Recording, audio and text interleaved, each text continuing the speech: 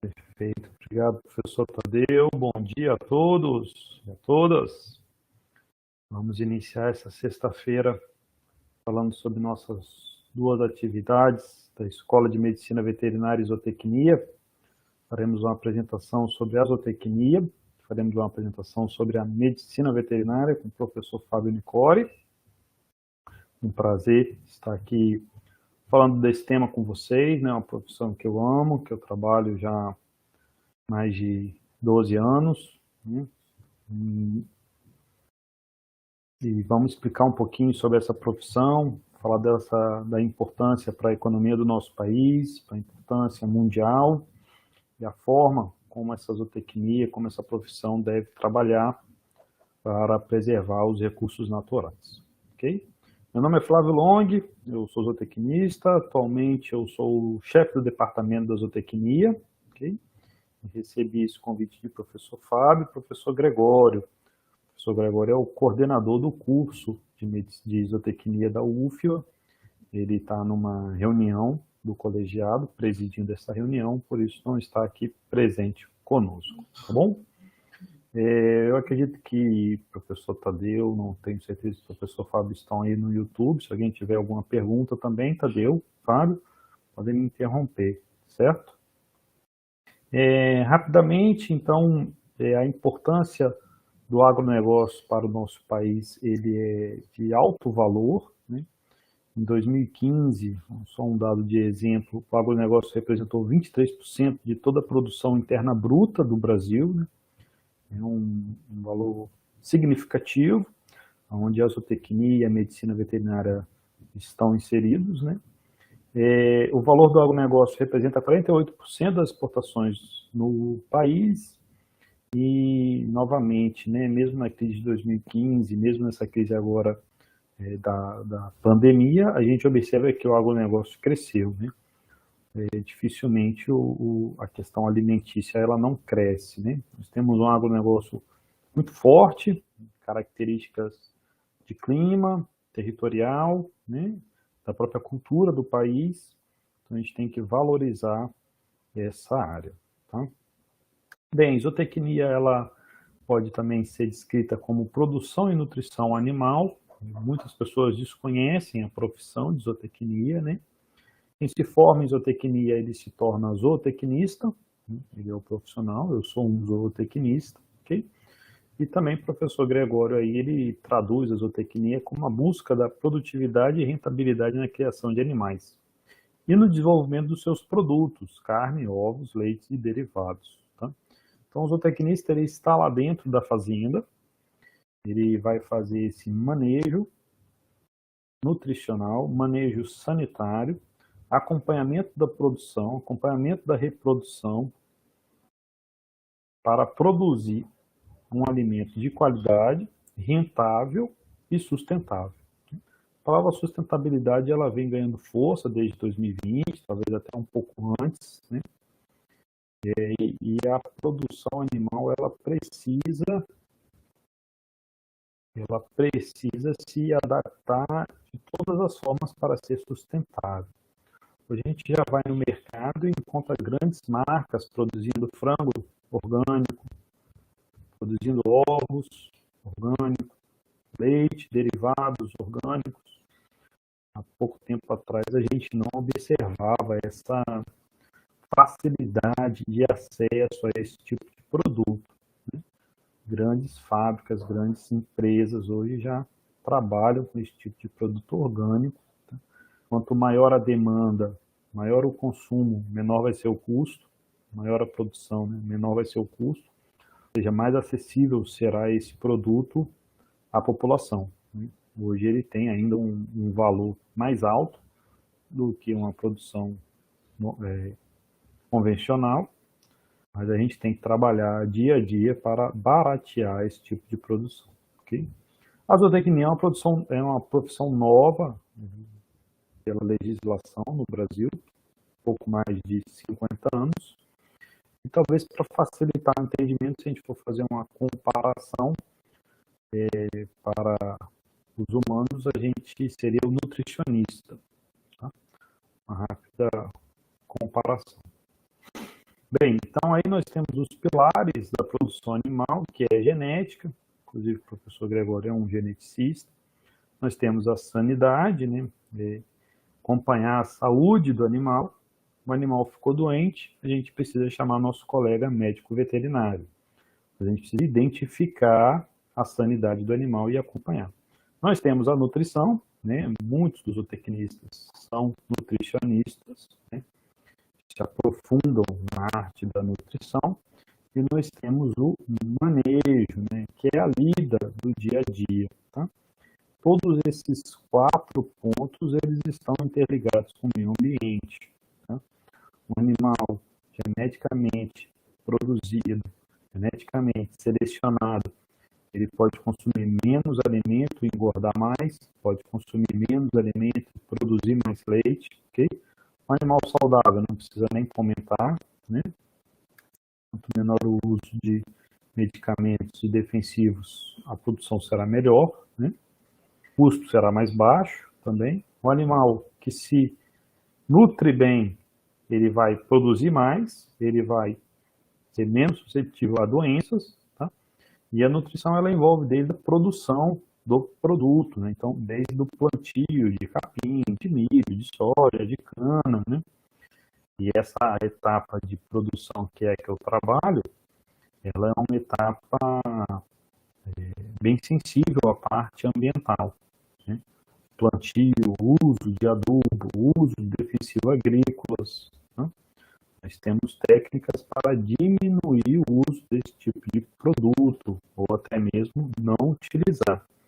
A gente tem que difundir esse manejo, tá bom? E o manejo animal no dia a dia, né? Os cuidados com os animais, a forma de se manejar, sem estresse, sem agressividade, sem violência. A gente também tem muitas técnicas, e avançamos muito nos últimos anos sobre manejo animal, certo? A estrutura do curso, basicamente, para quem tem alguma dúvida, tem as disciplinas básicas, né, de biológicas, biologia, genética, anatomia, histologia, bioquímica, morfologia vegetal, fisiologia animal e vegetal. Nós temos a parte de exatas, nós temos muito cálculo no curso, porque a gente tem que trabalhar com custos. Nutrição, balancear uma ração ou uma dieta é matemático. Tá? A gente tem a parte de estatística, tanto a básica como a experimental, para trabalhar pesquisa e dados científicos, e também temos a química. A química ela vai se juntar com a biologia, né, na bioquímica, por exemplo. Né? As disciplinas profissionalizantes estão avançando o curso, as disciplinas se tornam mais profissionalizantes. Nós temos nutrição animal, são várias disciplinas de nutrição animal. Né? Nós temos melhoramento genético animal, são 2 disciplinas, higiene animal e as disciplinas de produção, são as culturas. Bovinocultura de leite, bovinocultura de corte, avicultura, suinocultura, equidicultura e por aí vai. Então, na nutrição animal, a gente separou aqui a nutrição dos monogástricos, né? Aves, suínos são monogástricos, né? Então é uma matéria específica. A primeira é a nutrição básica, depois entra a nutrição de monogástricos, tá? Então a parte toda nutricional é vista aqui. Nós temos também a nutrição de ruminantes, né? Bovinos, caprinos, ovinos, né?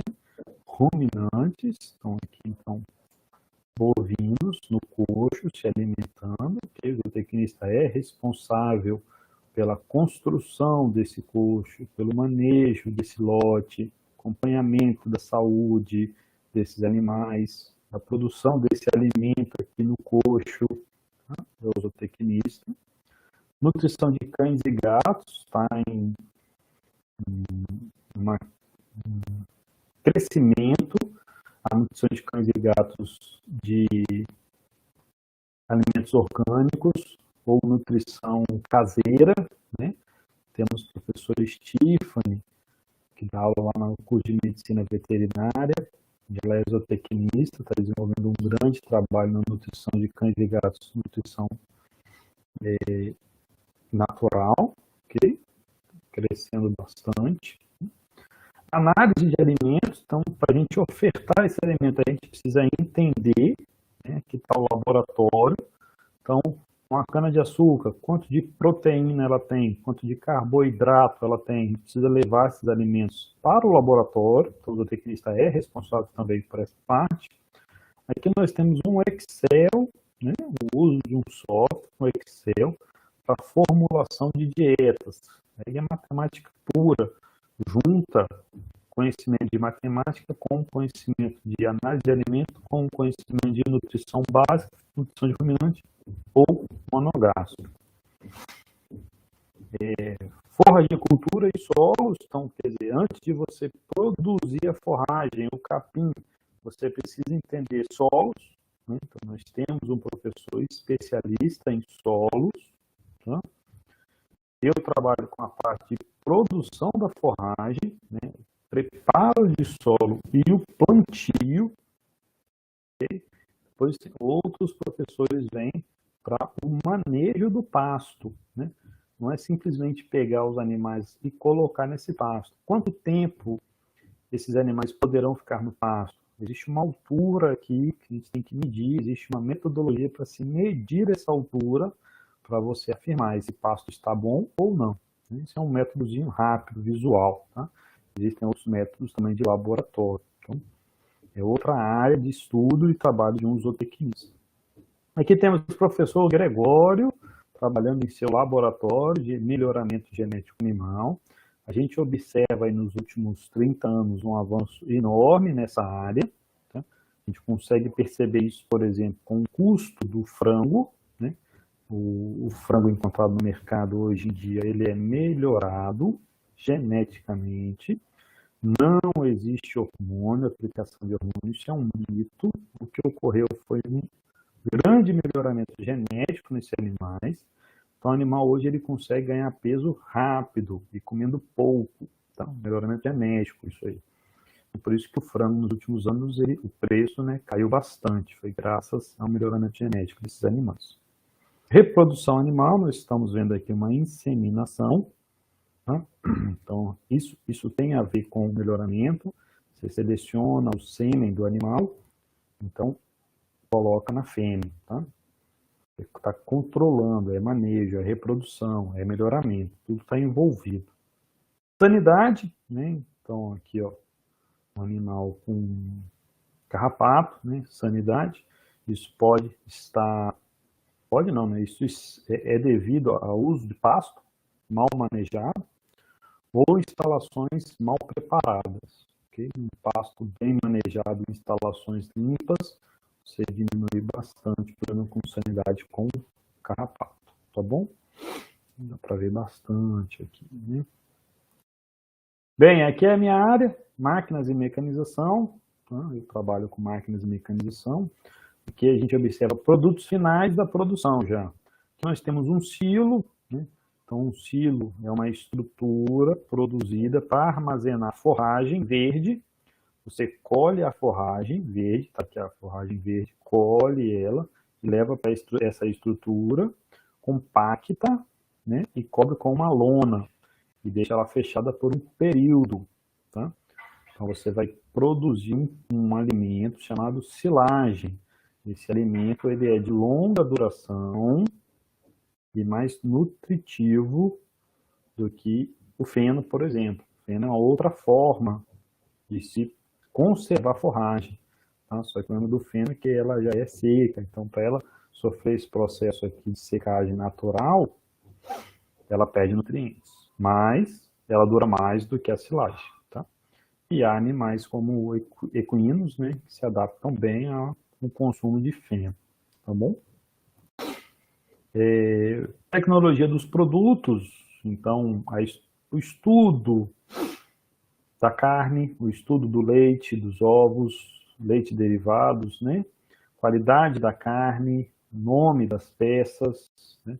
É a tecnologia de produtos, produção de salsicha, embutidos, todos eles, né? A gente faz parte aí, trabalha em parceria com medicina veterinária, com engenharia de alimentos, né? Muito longe de ser uma área exclusiva de zootecnista, muito pelo contrário, né? Aqui precisa de uma parceria grande entre multiprofissionais.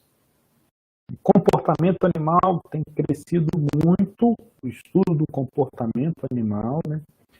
Vacas aqui recebendo então massagem. Aqui nós temos a condução dos animais por bandeira, sem estresse, sem agressividade, sem gritaria, sem bater no animal, né?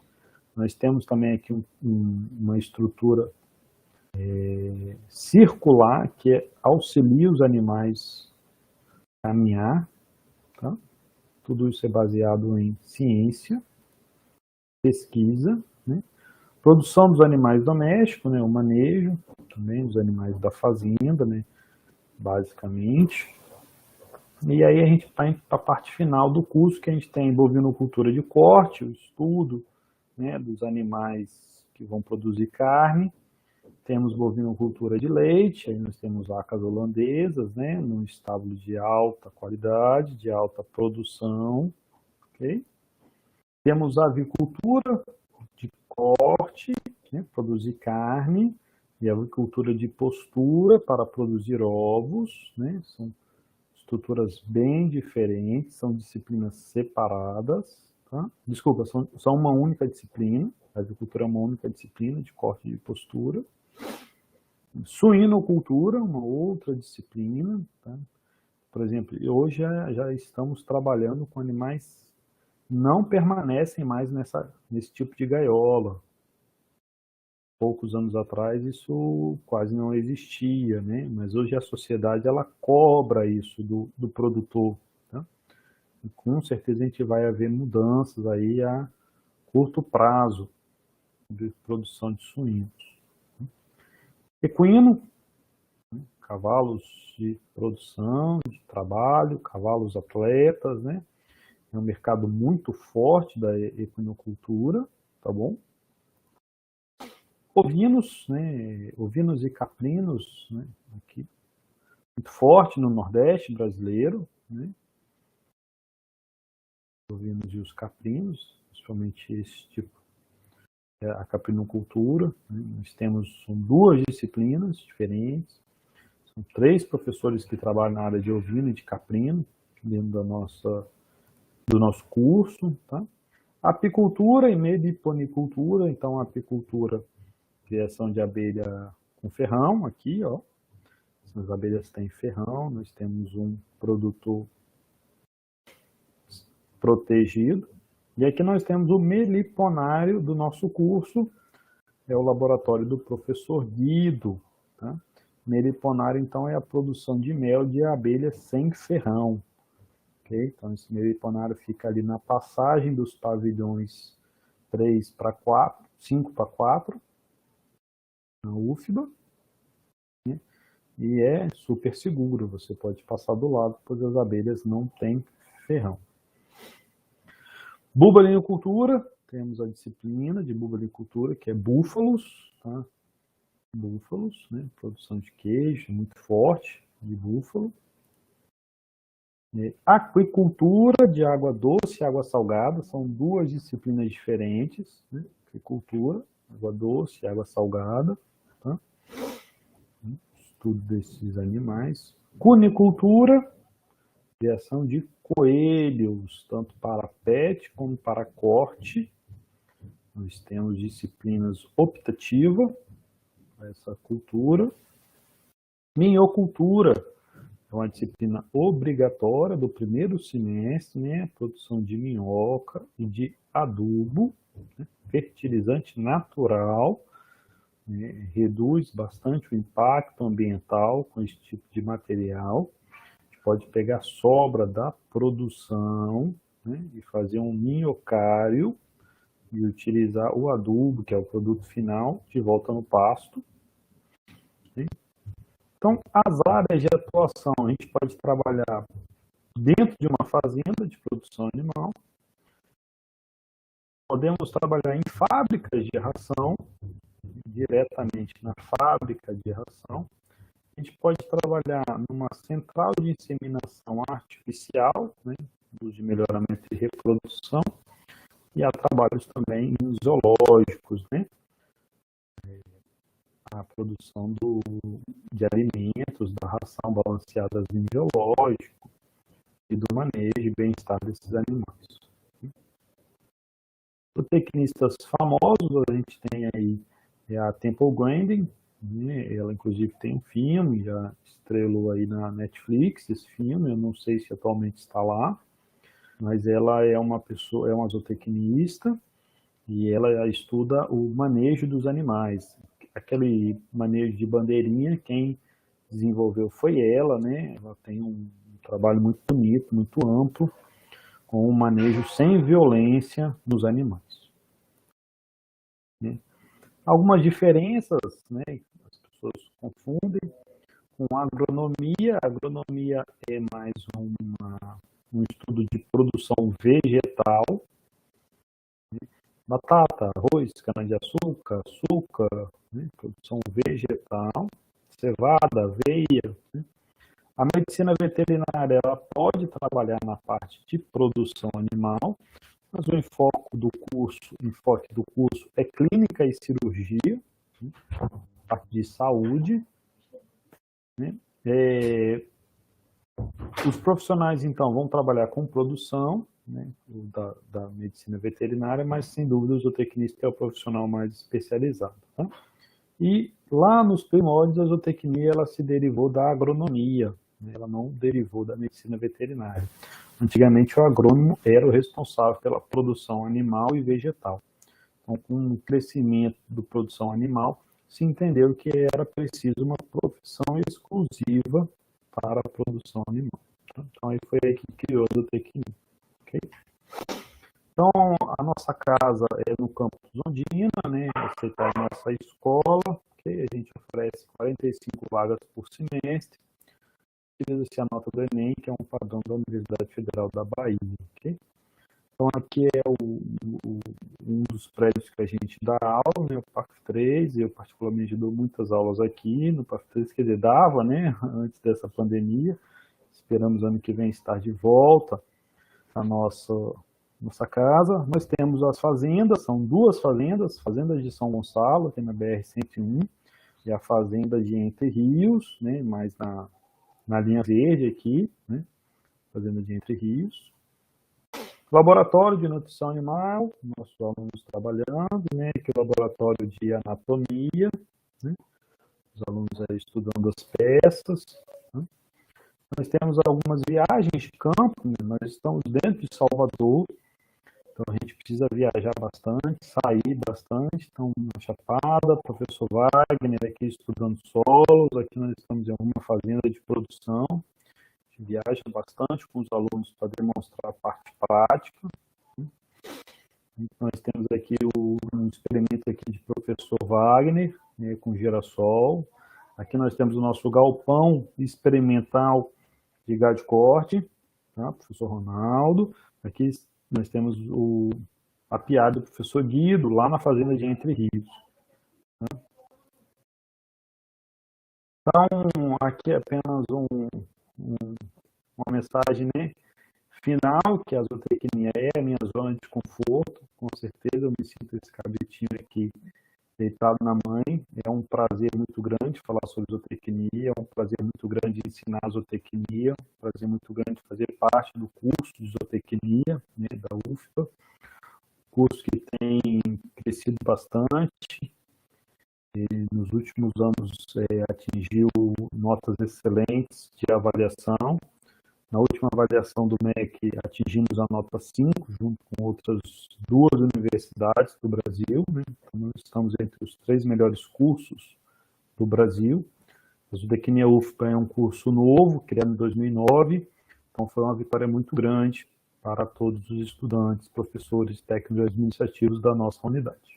Bem, eu agradeço, meu povo, a participação. Se alguém tiver alguma dúvida, quiser tirar, também se quiser entrar em contato comigo, meu e-mail está aqui, flavio.long@ufba.br. A gente também consegue mais informação no site da nossa escola, mevz.ufba.br. Novamente, muito obrigado pelo convite, agradeço a participação. Um forte abraço para todos. Ok, professor Flávio, grato aí pela apresentação, muito bacana, né? Uma área de conhecimento importantíssima dentro do agronegócio brasileiro. A zootecnia veio somar, né, com umas atividades que a veterinária já desenvolve há algumas décadas na nossa unidade. Então, a expansão das fazendas, né, principalmente, as atividades de pesquisa, isso é muito importante. E nós somos gratos aí pelo esforço, né, que existe dos professores, de toda a comunidade acadêmica aí para alcançar os resultados, né, que vem sendo atingidos nos últimos anos. Bom, aqui agora a gente pode dar sequência. Flávio, você quer fazer mais alguma consideração? Você encerra aqui a sua palestra. Bom, amigo, eu encerro, agradeço demais a participação, Fábio. Encerro, sim, muito obrigado, fico à disposição, ok? Ok, obrigado. Então agora a gente vai dar sequência, pessoal, à parte da medicina veterinária. O professor Flávio, né, ele tem outros compromissos, ele não vai poder continuar aqui com a gente, mas muito obrigado, Flávio, aí, pela participação aí, por encontrar um tempozinho aí nessa agenda aí, nesses momentos aí apertados aí, né, de atribuições, para estar aqui com a gente. Grande abraço. É sempre um prazer. Um abraço, tchau, tchau, obrigado. Valeu.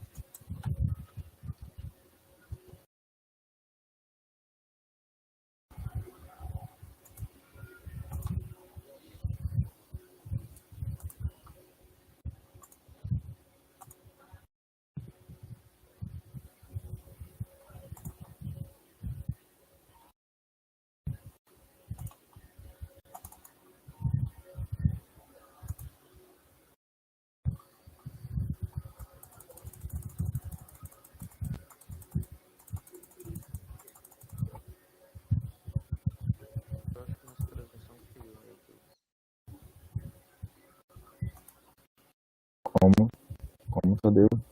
Eu acho que nossa transmissão caiu no YouTube. Eu vou olhar aqui. Se você quiser, me mande o link para botar no chat, viu? O link? Da certificação que você falou. Eu já até coloquei, mas a gente coloca novamente, né? Vamos lá. Voltamos. Voltou? Deixa eu pegar aqui o link.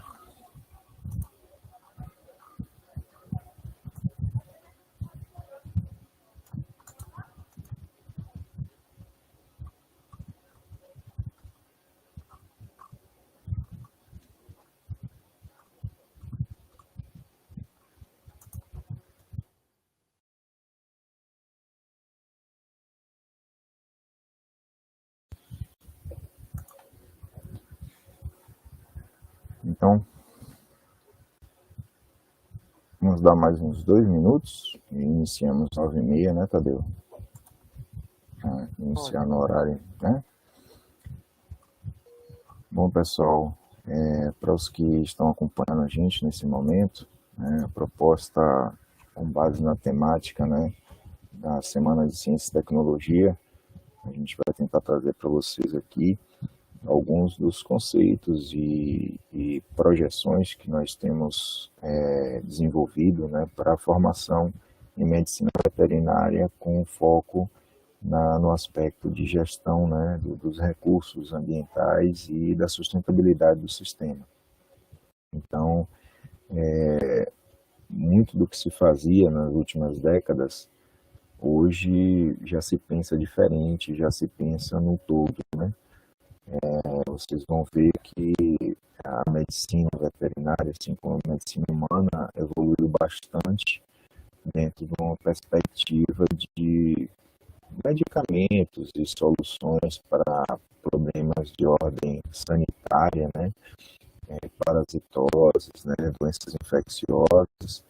E nas primeiras décadas, principalmente pós Segunda Guerra Mundial, o planeta vivia uma revolução de soluções, né, para o que se pensava que era solucionável apenas naquele momento, sem consequências para o futuro.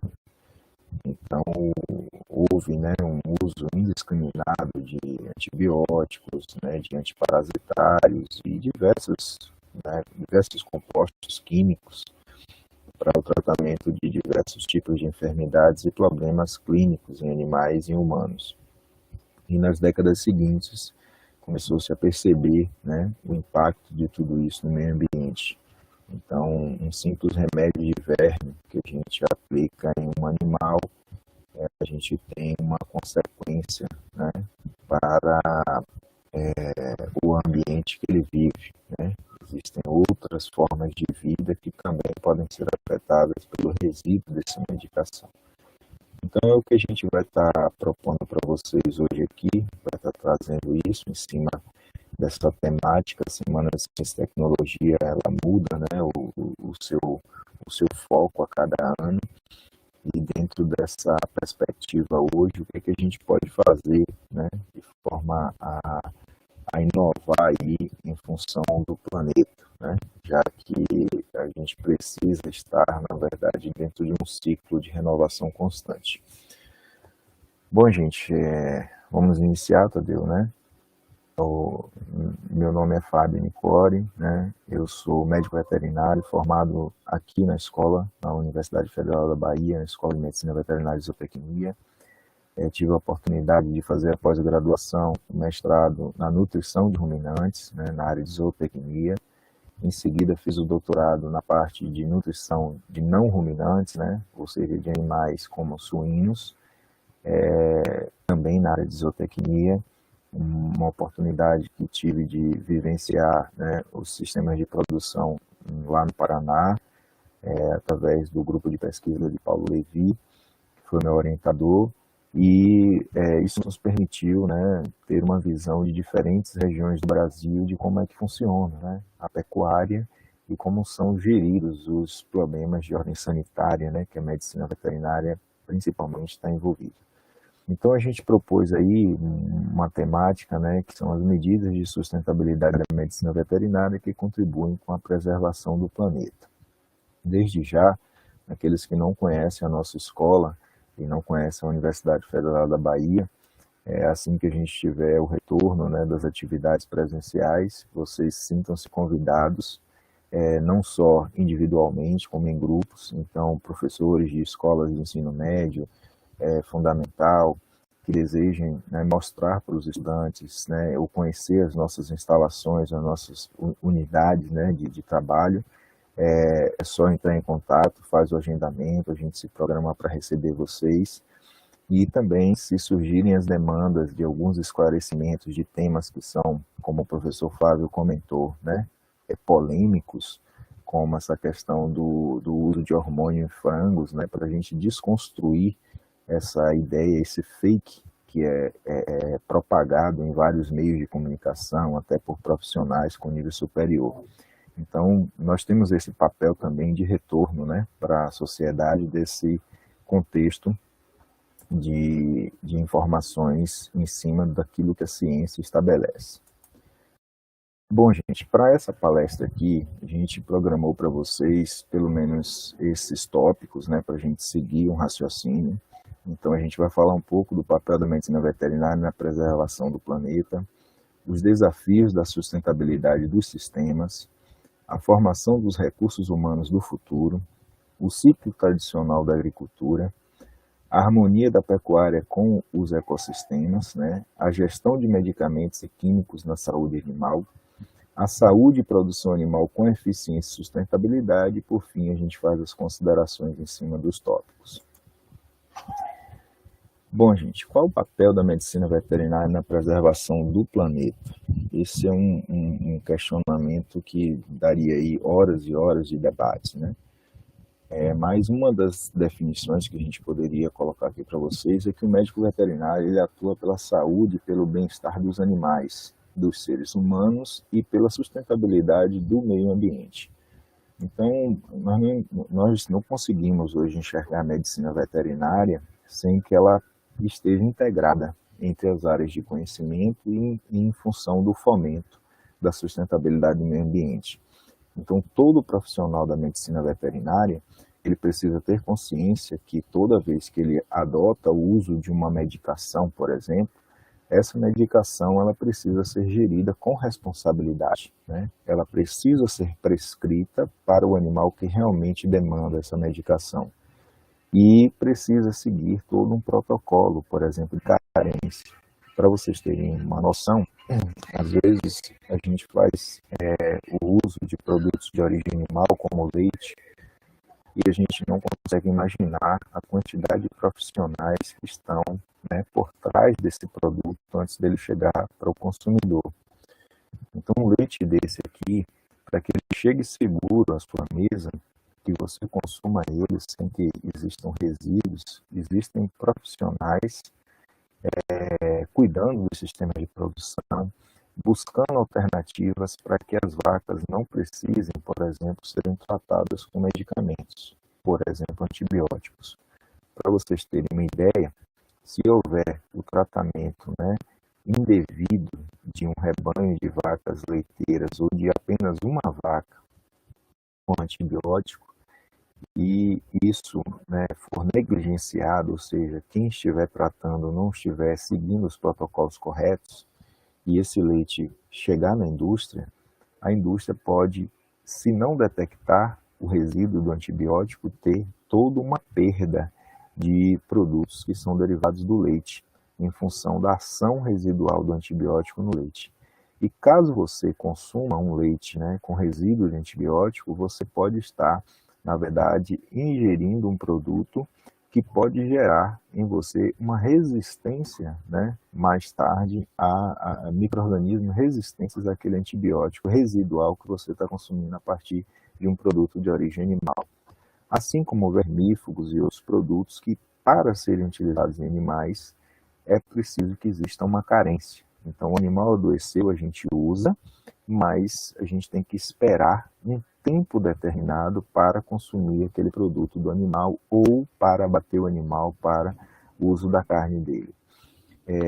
Vocês vão ver que existe, por exemplo, o mercado pet, que principalmente nesse momento de pandemia, ele foi, né, importantíssimo, né, para o mundo inteiro. Com pessoas que não criavam animais, passaram a criar animais, pessoas que não tinham intenção de adotar, adotaram cães, né? E é um mercado crescente. E esse é um mercado também que demanda de muitos produtos, né? E a gestão desses produtos nos animais pets é muito importante. Então, todas as vezes que um cão demanda de um tratamento com um antibiótico, a gente tem que entender que muitas vezes esse mesmo princípio de antibiótico pode ser usado na medicina humana. E que à medida que a gente usa de forma indiscriminada ou irresponsável, a gente pode estar perdendo um medicamento ou mesmo impactando o meio ambiente. Alguns medicamentos, por exemplo, o princípio ativo ele é eliminado por alguns tipos de fluidos corporais, né? Então, a penicilina, por exemplo, é um antibiótico que parte da composição dela sai na urina. Então, você há de convir que isso, toda vez que chega ao ambiente, de alguma forma interfere em toda uma comunidade de micro-organismos, gerando inclusive resistência. Outra situação, gente, é que a medicina veterinária está muito presente hoje, né, na assistência a animais selvagens, né, vítimas de danos ambientais ou de doenças que estão associadas à ocupação humana, né, dos biomas.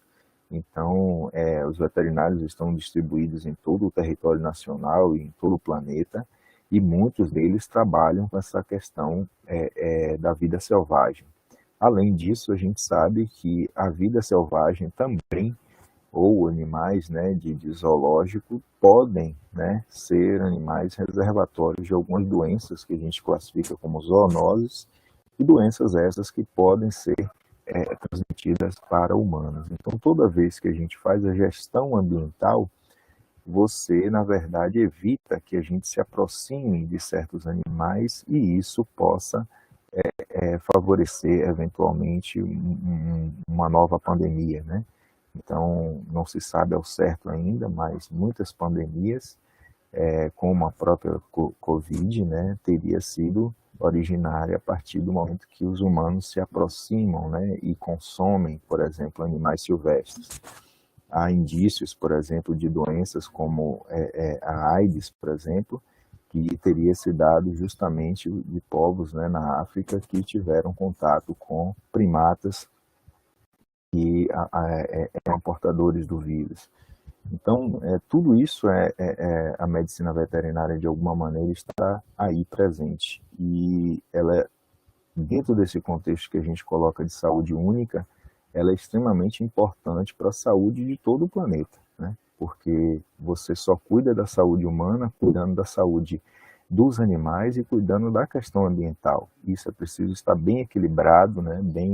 Bem sincronizado. Bom, e quais são os desafios, né, da sustentabilidade dos sistemas? Então, você tem a propriedade, que hoje precisa estar adequada nos aspectos ambientais. Então, existem estados que eles são bem rigorosos, né, na questão da legislação ambiental. Então, aqui dentro você tem suínos sendo produzidos, mas os dejetos desses suínos e todo o bioma ao redor da granja precisa ser muito bem gerido. Então, se eu tenho animais aqui dentro que são tratados com antibióticos, eu preciso ter cuidado que os dejetos desses animais não sejam desprezados ou vá para o ambiente sem um devido tratamento, né? Então, todas essas novas granjas de suínos, de aves, os dejetos desses animais, eles precisam ter uma destinação através de esterqueiros, através de sistemas de compostagem, através de sistemas de biodigestor, onde você elimina ou diminui essa possibilidade de resíduos no ambiente, né? A comunidade rural que está envolvida, ela precisa ter consciência. Vocês vão ver mais adiante que hoje existe uma regulação para a aquisição de antibióticos para humanos, mas para animais, qualquer pessoa que chega numa loja de produtos veterinários, ela diz simplesmente: meu cachorro está doente.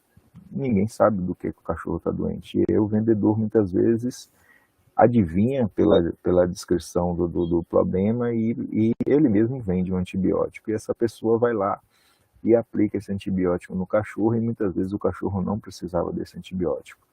Então, isso ainda é um grande problema hoje, né, difícil de ser regulado, porque ao contrário da regulação de medicamentos em humanos, a regulação de medicamentos na medicina veterinária ainda carece de um aprimoramento, né?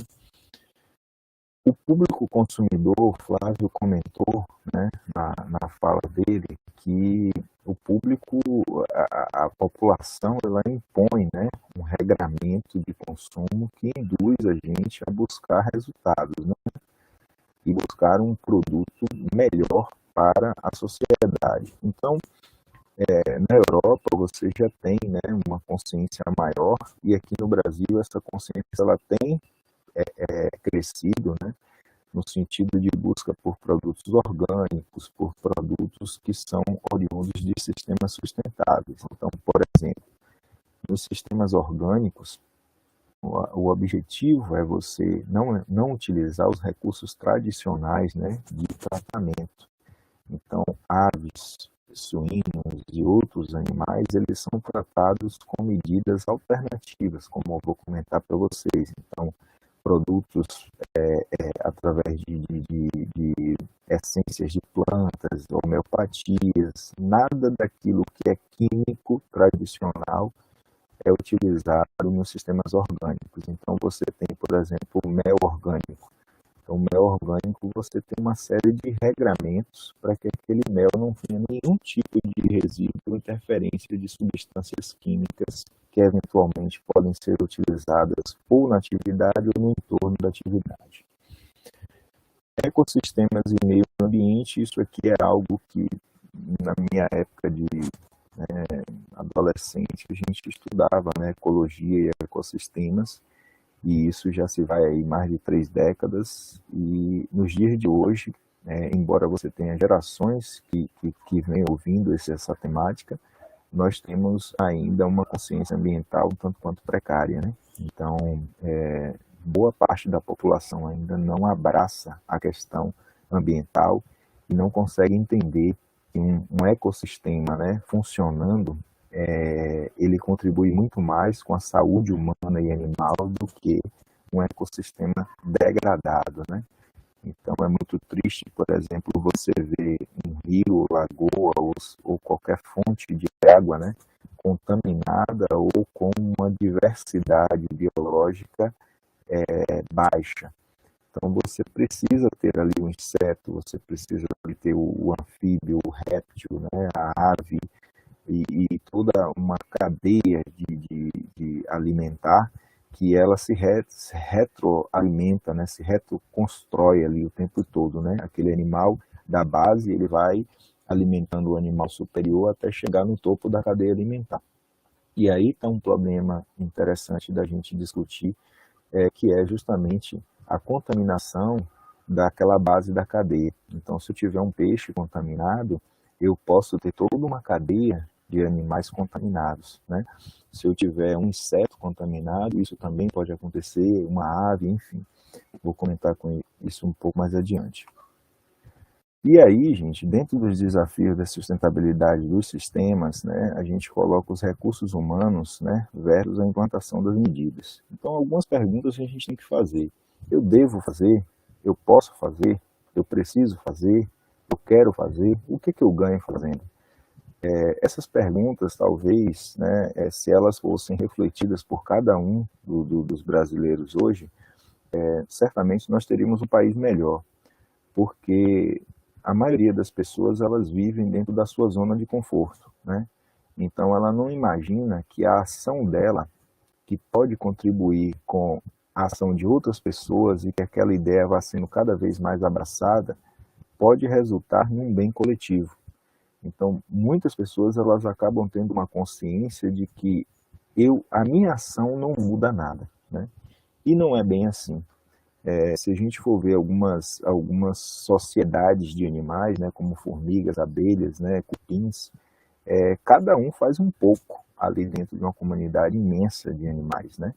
Mas aquele pouco que cada um faz, né, se vocês forem, por exemplo, eu trabalho também com apicultura, se vocês forem ver uma caixa de abelhas hoje, né, de Apis mellifera, né, a abelha com ferrão, ela pode ter 100 mil abelhas dentro de uma colmeia. Se você for ver o que uma abelha só produz de mel, é irrisório.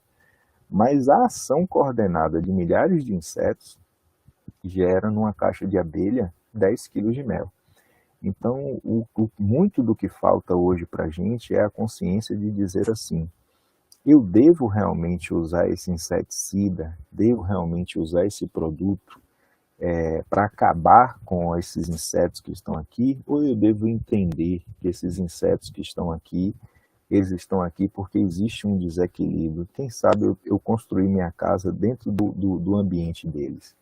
Tem uma passagem de um filme interessantíssimo, não sei se vocês já assistiram, que é Os 7 Anos no Tibete, com Brad Pitt, onde em determinado momento o Dalai Lama chega para ele e diz assim, eu quero que você construa uma área aqui para fazer um cinema para a gente. E aí na hora que eles vão construir, fazer a base de construção, eles se deparam com um monte de minhocas, né?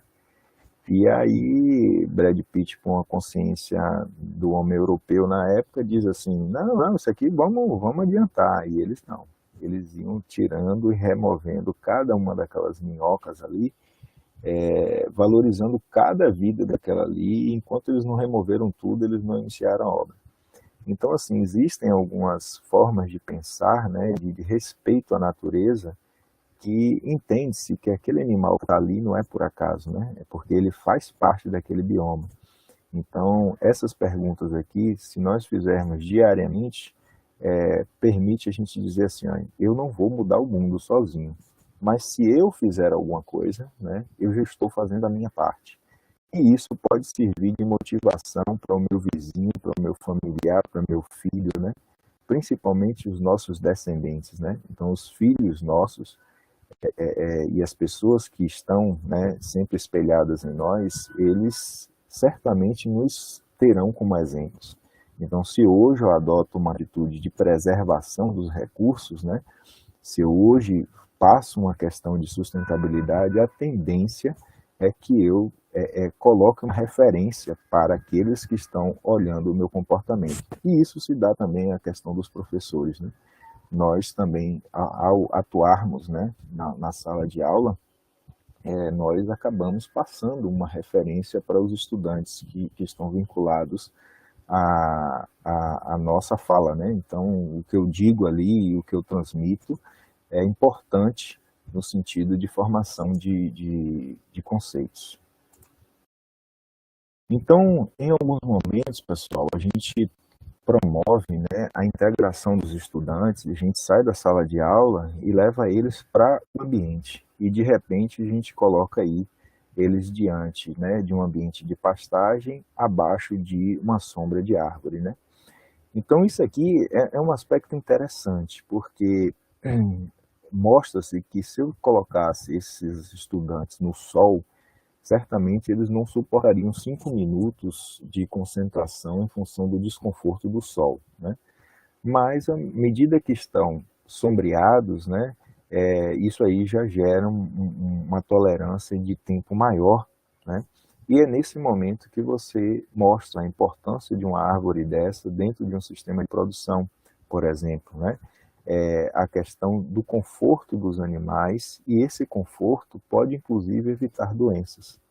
Então, hoje a gente comenta muito que criar o animal, você pode escolher qualquer raça, qualquer tipo de animal, mas escolhendo o animal adequado para cada ambiente, você diminui o número de problemas. A exemplo disso, vamos citar, por exemplo, raças de cães. As pessoas criam modismos, né, e trazem cães de regiões totalmente, de climas totalmente diferentes do nosso.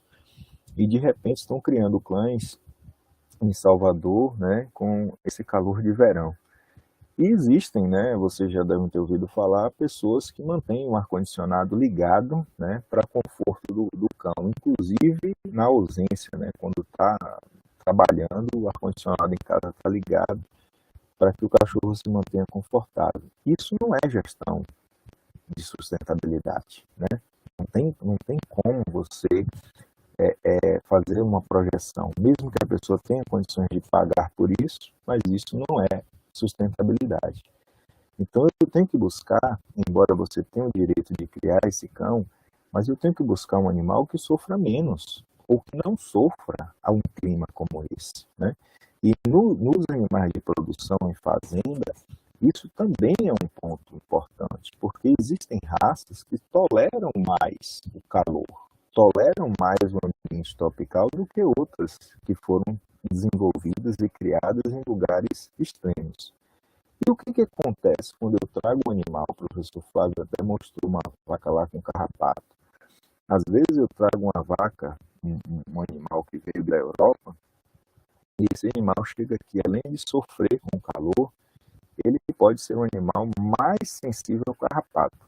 Resultado disso, eu vou demandar de muito mais tratamento desse animal com mais frequência. Todas as vezes que eu uso um veneno ou um carrapaticida para esse animal, eu não estou só atingindo o carrapato do animal, mas eu estou atingindo todos os insetos do ambiente que esse animal vive. Então morre o carrapato, morre a mosca, morre o besouro lá que está no solo. Então o impacto que eu gero tratando o animal, né, contra uma parasitose, que é um carrapato, é muito grande, mas isso é pouco visto. O problema que eu quero resolver é o carrapato no animal. E isso é um ciclo sem fim, né? Eu digo isso porque eu sou neto de produtor rural, né? E eu cresci vendo isso, vacas com carrapato, e o uso sempre de produtos, e aquele produto já não funciona mais, porque o parasita tem resistência, e aí você usa mais outro produto novo, e isso vai sem fim sendo utilizado, e você sempre impactando todo aquele sistema. De repente, você deixa de ter, por exemplo, naquele ambiente que o animal vive, uma espécie de aranha que era importante dentro do ecossistema. E o que matou essa aranha, o que diminuiu a população dessa aranha? Aquele remédio que você estava usando para o carrapato. Porque o carrapato é um aracnídeo, né? E o aracnídeo é próximo, né? Está dentro do mesmo agrupamento de classificação da aranha. Então a aranha também é sensível àquele carrapaticida. Então, se eu não pensar que a aranha é importante naquele sistema, que o besouro é importante naquele sistema, que a abelha é importante, as abelhas estão sendo seriamente atingidas com todo esse contexto que a gente tem hoje de uso de inseticidas, de agrotóxicos, né? As abelhas são importantíssimas dentro do bioma no aspecto de polinização, né? E muitas vezes você está preocupado em conter a praga do milho e não está preocupado que combatendo a praga do milho você está combatendo o inseto, que é importantíssimo dentro do ecossistema. Então, gente, aqui com base no Hahnemann, né, de 91, isso aqui é uma adaptação, né, de um esquema que ele fez. Você observa que, olha como que é construído, né, essa engrenagem de situações, né? Então você tem a produção animal, e aí você tem o capital, trabalho, serviço, gestão. A produção animal gera o esterco, esse esterco, né, vai para o solo, na verdade, é utilizado na produção agrícola, né? Dentro desse esquema aqui você tem a água, né, como um recurso importantíssimo tanto para a produção animal como para a produção agrícola. Outros insumos entram, né, na produção agrícola, assim como na produção animal. A produção agrícola, como o professor Flávio, né, mostrou, ela gera grão e forragem, né, para a alimentação animal também. E o alimento de origem animal, né, ele vai para a nutrição humana, assim como parte dos alimentos de origem vegetal vai para a nutrição humana. Então, isso aqui, ó, é o que faz com que nós, no planeta, né, tenhamos alimento diariamente, né? Essa engrenagem de sistemas, né, que usam os recursos ambientais o tempo inteiro, né? Usa água para produzir o produto agrícola, usa água para produzir a proteína animal. E o que a gente precisa buscar em cima disso aí? A gente precisa buscar um equilíbrio, né? Então, nada daquela conversa radical de que não vou comer carne porque comer carne impacta o meio ambiente. Você pode reduzir o consumo da carne ou também contribuir para que essa carne seja produzida de forma mais eficiente. Mas a gente pode também defender aos que gostam de comer carne, como eu, que acho que tem o direito também de querer comer carne, assim como tenho que respeitar os que não desejam comer carne. Mas, se a gente for fazer um contexto histórico da humanidade, a humanidade está aqui hoje porque estabeleceu há milhares de anos atrás uma relação com os animais, né? Então, muitos dos animais que nós temos hoje são animais domesticados em tempos de sociedades primitivas, né? Então, tem animais aí como caprinos e ovinos que foram domesticados há aproximadamente 10 mil anos. Os cães chegam a 18 mil anos, né? Bovinos na faixa de 9.000, 9.500 anos, suínos 8.000 anos. Então, assim, os animais estão com a sociedade e com a humanidade há muito tempo. Só que hoje nós chegamos a uma quantidade de pessoas no planeta que nós estamos consumindo muitos recursos, né? Além de conseguirmos produzir mais alimentos, né? Somos mais produtivos, não somos mais aquele povo primitivo extrativista que ia lá caçava o animal. Eu domestiquei o animal, cuidei desse animal, multipliquei esse animal, melhorei ele geneticamente e hoje eu consigo ter a ave que poderia levar um ano para estar pronta para ser abatida, está em 42 dias, né? E um suíno aos 160, 180 dias. Então isso é um aspecto importante da gente valorizar o quanto que nós evoluímos nesse sentido, né? E temos que estarmos evoluindo o tempo inteiro.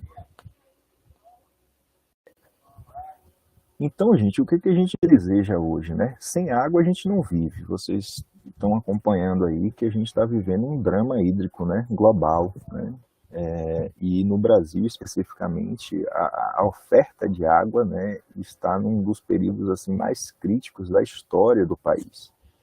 Então, não existe hoje você explorar as áreas de recurso hídrico sem manejar essas áreas de recurso hídrico. Então, todo córrego, todo rio, todo ambiente que existe água, ele precisa estar com uma vegetação e um ecossistema íntegro. Porque é isso que garante a manutenção desse curso d'água, por exemplo, né? Em pastagens, eu preciso sempre ter, por exemplo, um ambiente, né, original, ou seja, aqui um ambiente de Mata Atlântica associado à pastagem. Isso por quê? Porque esse bioma sempre existiu. E ele é importante na conservação de todo o ecossistema dos animais que vivem, que se abrigam e que se nutrem desse sistema, né? Então, aquela ideia que foi construída nos anos 60, 70, onde você chegava numa determinada área, como foi a Caatinga, acoplava uma grande corrente em 2 grandes tratores, e esses tratores iam andando em paralelo, arrastando e derrubando toda a vegetação e deixando o solo descoberto. Olha só o que você estava fazendo ali. Você não só estava retirando a vegetação, como toda a forma de vida animal, né? Já que você acabava com o ecossistema que existia ali. E para implantar o quê? Uma cultura, uma monocultura, uma pastagem. O que acontecia?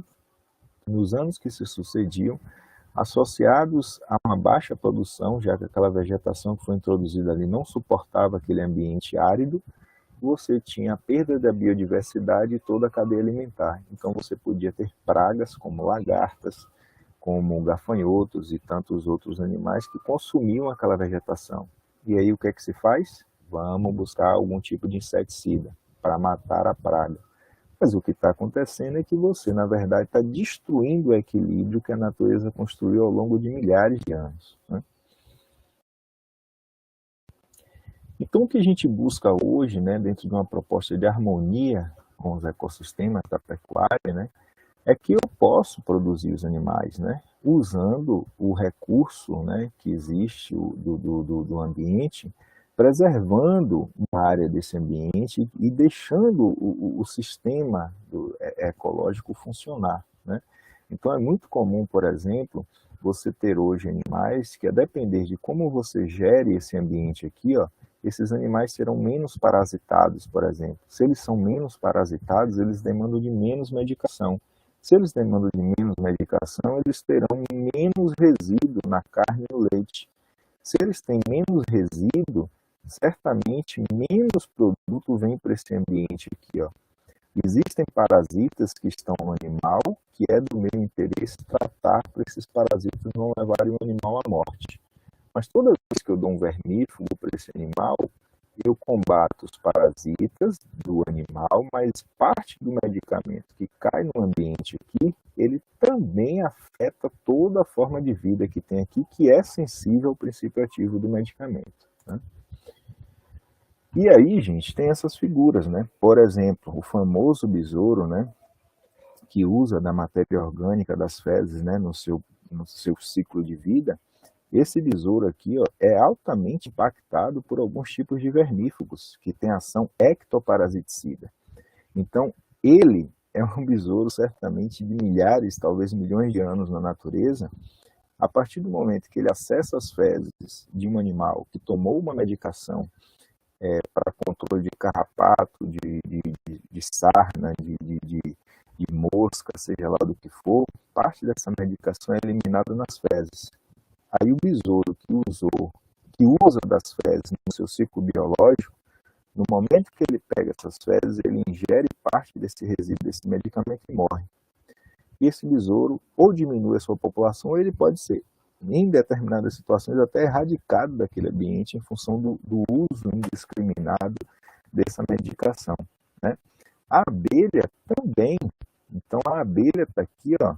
Se existe resíduo de algum tipo de agrotóxico ou de medicação, né, de uso veterinário, esse animal também é sensível, né? O mesmo princípio ativo que combate a mosca também mata a abelha.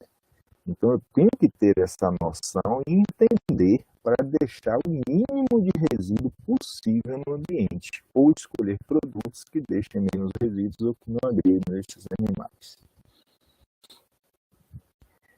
Então olha aqui, né?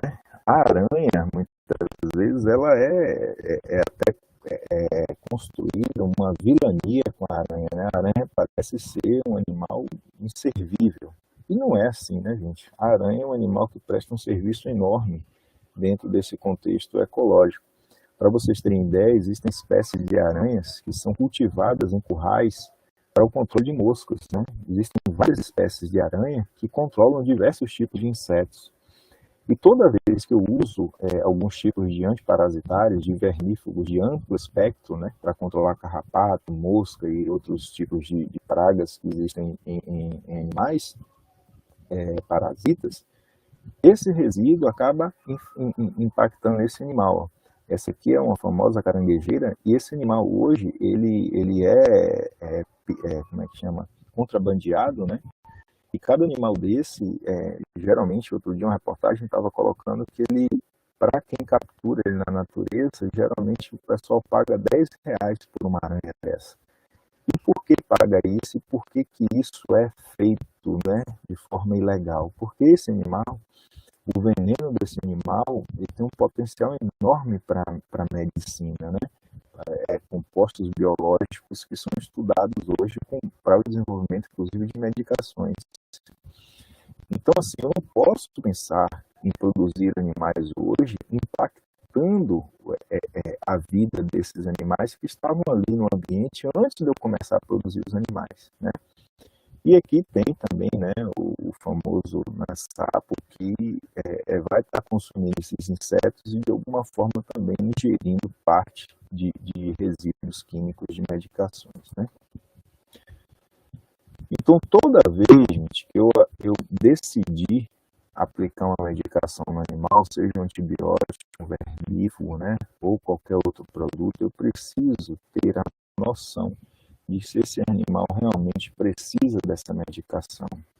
Porque existe também por trás dessa situação uma parte comercial que induz você constantemente a trabalhar com o máximo de produtos possível. Então, por exemplo, a indústria, de uma forma geral, a indústria farmacêutica na área animal, muitas vezes o interesse comercial ele supera a indicação terapêutica. Então, assim, existem promotores de produtos, né, que eles convencem a cadeia produtiva de que você só produz se você usar essas medicações.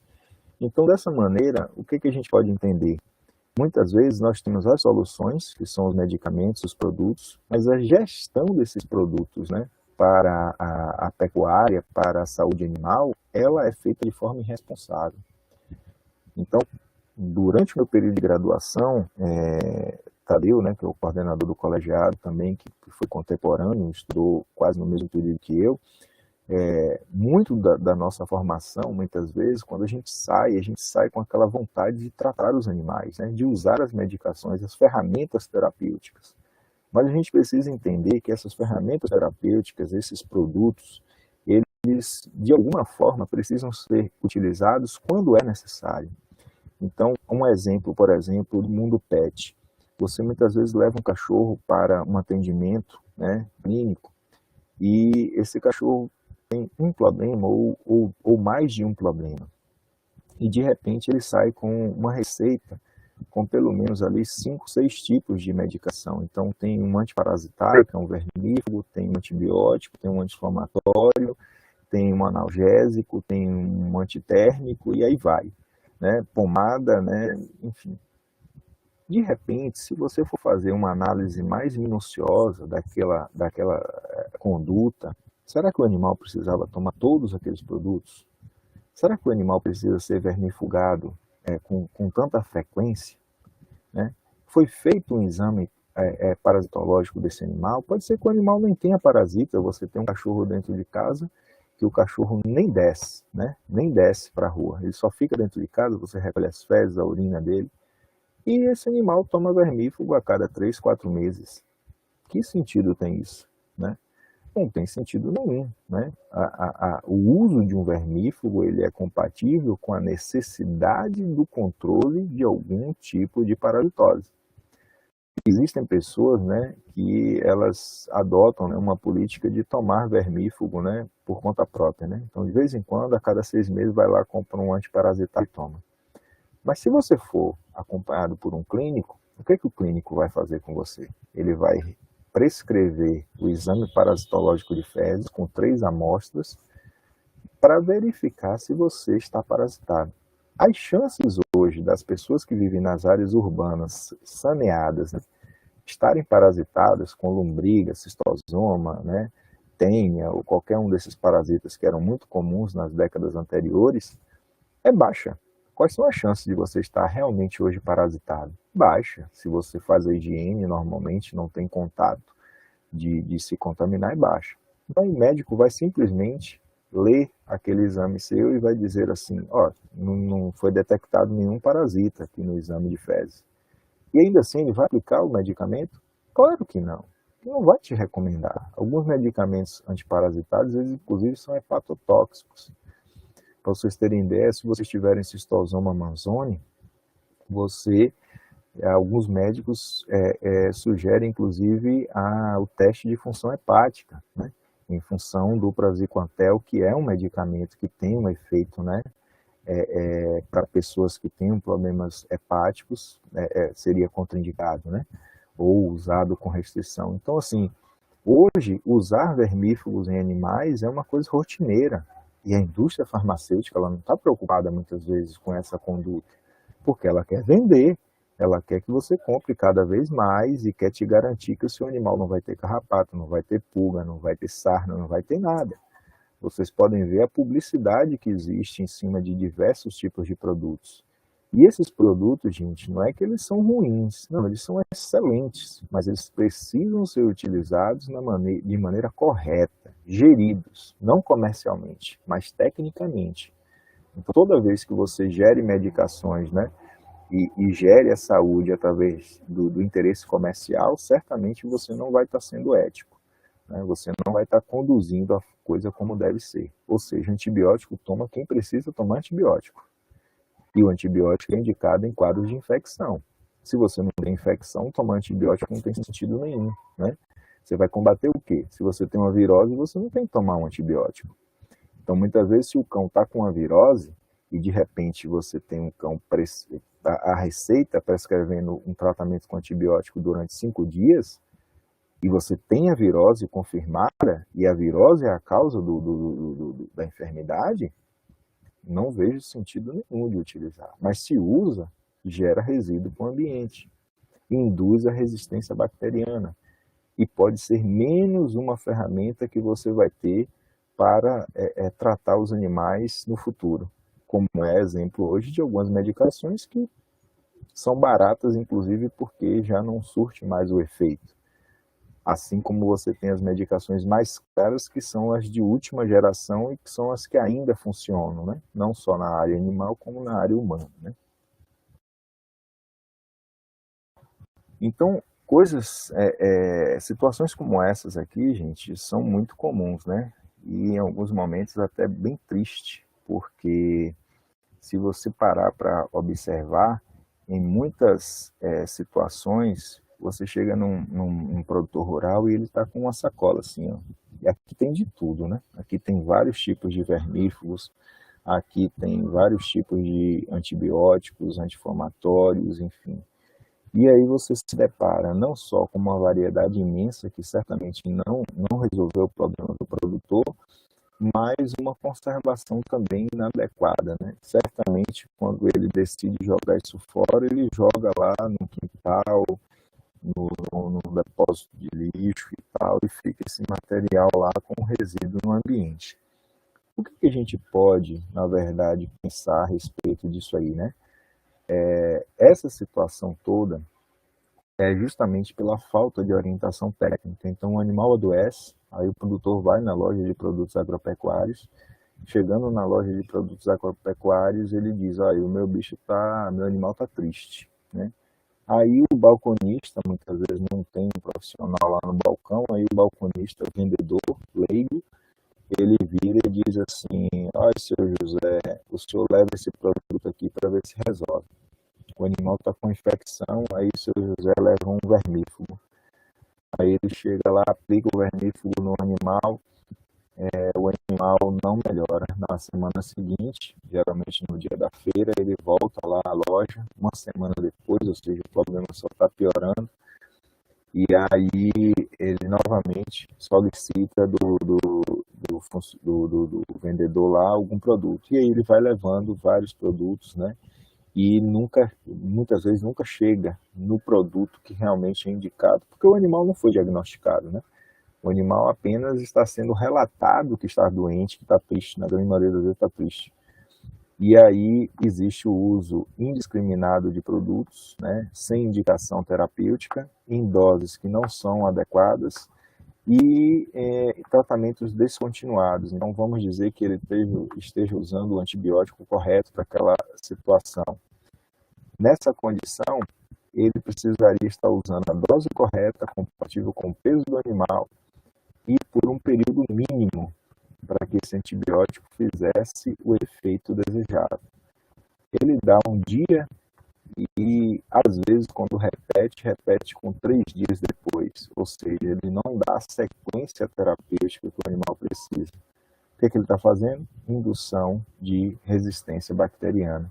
E se for um produto que muitas vezes é um princípio ativo que também é utilizado na saúde humana, seu Zé pode inclusive estar gerando um micro-organismo ali com potencial de infecção para a pessoa, se for uma doença, né, uma zoonose, por exemplo,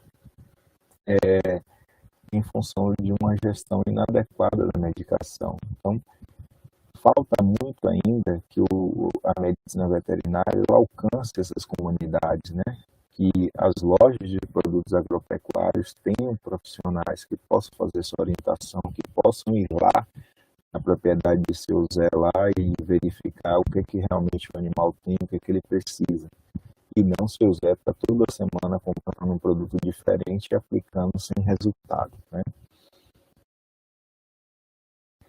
Então aqui, gente, dentro dos produtos, né, que são bastante comuns de uso na animais, a gente tem os vermífugos, os antibióticos, anti-inflamatórios, inseticidas, né, que são alguns produtos para combater carrapato, pulga, essas coisas, né? E a gente destaca alguns produtos que foram lançados pelo mercado já com uma visão ambiental da situação, né? Então, esse foi um dos produtos, né, a moxidectina, que é um dos vermífugos, né, que combate carrapato, sarna, piolho, enfim, e que a molécula se mostrava menos agressiva ou praticamente inofensiva para o besouro, né? Esse besouro, né, o conhecido rola-bosta. Trata-se de um produto que, tipo assim, dava a opção para o produtor em escolher agredir menos a questão do ambiente de produção dele. E eu acho que o caminho é esse, né? O caminho é você buscar produtos que eles sejam menos impactantes à vida, à biologia do ambiente. Embora sejam poucos esses produtos, né? Porque tratando-se de uma condição de que muitos animais, né, muitos insetos que fazem parte do ecossistema, eles estão agrupados dentro da mesma classificação, né, taxonômica dos insetos e parasitas que acometem animais. Então, assim, o que geralmente acaba matando um carrapato, mata uma aranha, mata um besouro, né? Esse é um aspecto complicado. Então, todas as vezes que a gente adota realmente o uso de uma medicação, a gente precisa adotar isso, tentando usar o mínimo que seja necessário, né, quando necessário, e tentando ver que esses intervalos precisam ser mais longos para que o impacto no ambiente seja menor. Existem situações de produtores que adotam processos de vermifugação do rebanho a cada 15 dias, né, gerando resistência parasitária, né, dificuldade de controle dos problemas, e isso muitas vezes por falta de orientação técnica, né?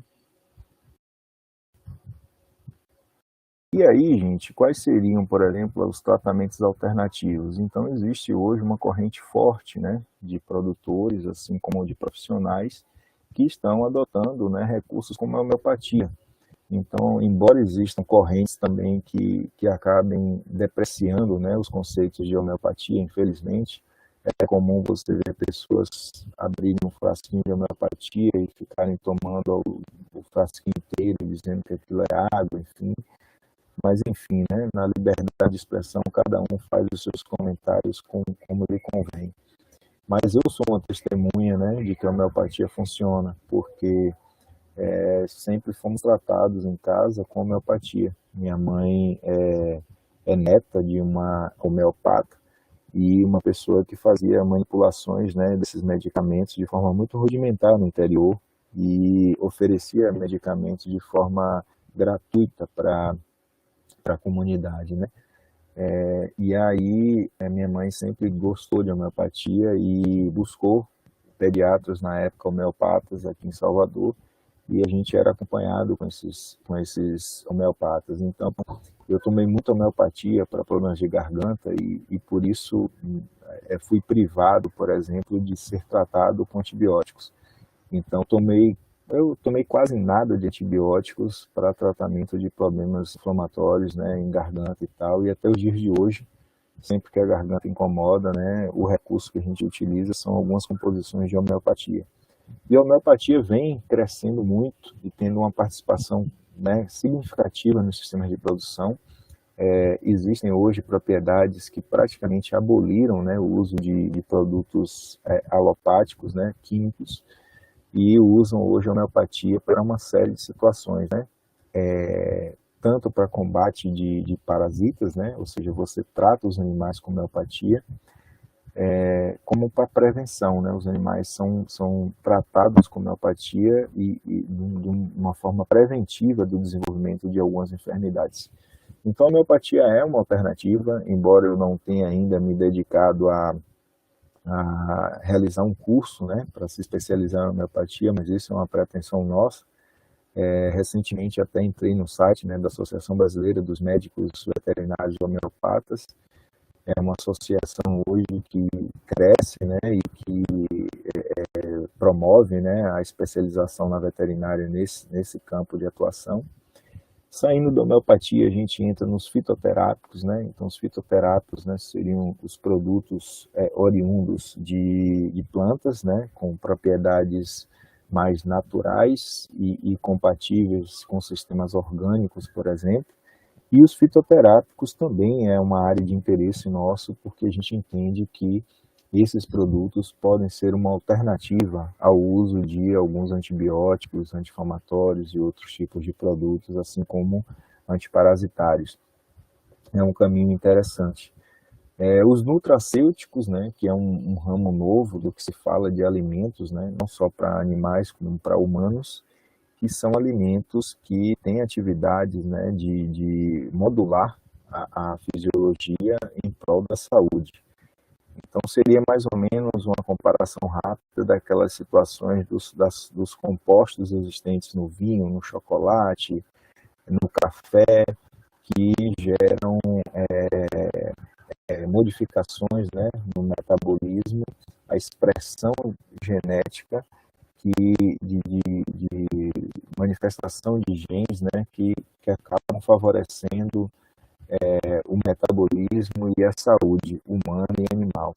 Então, isso é um aspecto bem interessante hoje de se buscar. O café, por exemplo, é um produto que gera uma série de estudos hoje, né, a respeito dos benefícios. Os japoneses hoje têm linhas de pesquisa que trabalham que o café teria propriedades, né, aromáticas, aquele cheirinho do café que sai quando você está produzindo ele, né, coando ele. Tem compostos, né, que geram reações, né, neuroquímicas que atuam em processos inflamatórios, principalmente na cabeça. E isso é interessante, né, de você entender que alguns alimentos e alguns tipos de produtos podem favorecer a sua saúde. A exemplo disso seriam algumas fontes de óleos, né, como óleos de peixe, por exemplo, óleo de coco, que podem modular o metabolismo e de alguma maneira ajudar na saúde ou até na cura de algumas enfermidades que são distúrbios metabólicos, né? Pré e probióticos são dois segmentos importantes. A medicina veterinária hoje tem uma linha bem ampla desses produtos, né? Para a saúde intestinal, principalmente. Então, aqueles palitinhos que existem para cão, né? Aqueles palitinhos, muitos palitinhos desses hoje já são oferecidos na forma de pré-probióticos, assim como produtos líquidos ou por forma de pastilha. Alguns desses produtos também estão na linha humana hoje, né? Tem uma série de produtos fermentados aí que proporcionam, né, saúde intestinal. E saúde intestinal reflete em saúde orgânica, né? Porque o intestino é um importante órgão do nosso sistema de defesa, do nosso sistema imune. Então, gente, o que a gente busca hoje, né? Eu quero enxergar nesses animais aqui, né, uma forma de produzi-los em plena harmonia com esse ambiente. Então, eu quero escolher raças de animais que sejam mais resistentes aos parasitas, aos ectoparasitas, né? E que dessa maneira esses animais consigam viver nesse ambiente aqui com o mínimo de interferência química. Então, eu não consigo mais hoje enxergar a produção animal ou a criação de animais que sejam dependentes de tratamentos químicos, né? Então, não é o caso de caprinos, né? Mas no caso de bovinos, por exemplo, um animal que tem uma propensão que é mais sensível a carrapato, por exemplo, e o ambiente é favorável ao ciclo biológico do carrapato, talvez essa raça, esse animal, não seja o melhor animal para eu produzir, né? Ele talvez esteja num ambiente que não é adequado para ele, né? E o Brasil viu isso, né? A nossa pecuária hoje, que é essa potência global e o maior rebanho comercial de bovinos do mundo, é em função de quê? Principalmente do foco nas raças indianas, né? As raças zebuínas, as raças que foram importadas da Índia, que são raças muito mais resistentes a essa questão de ectoparasitas, né? As raças taurinas de bovinos, ou seja, os bovinos que foram importados da Europa, como alguns animais leiteiros, né, como a vaca holandesa, são animais que têm uma tolerância menor aos ectoparasitas, né? E isso faz com que eles sejam mais dependentes desses tratamentos químicos. E toda vez que eu tenho um animal dependente de tratamento químico, além dos resíduos, né, que são perigosos para a saúde humana, se não forem bem geridos as condutas de tratamento, você tem esse impacto ambiental, porque parte desse veneno também acaba chegando no ambiente, nos cursos d'água, no solo, enfim, né?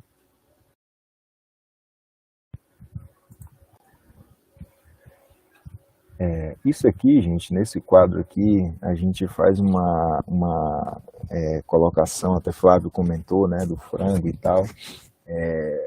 Recentemente eu estive no interior e eu ouvi um amigo meu, né, comentar o seguinte, né, a gente conversando a respeito de filhos e tal, e um amigo falou que ele só comprava frango caipira, né, e que fosse um frango caipira que não come ração, né, que só come alimento do ambiente mesmo.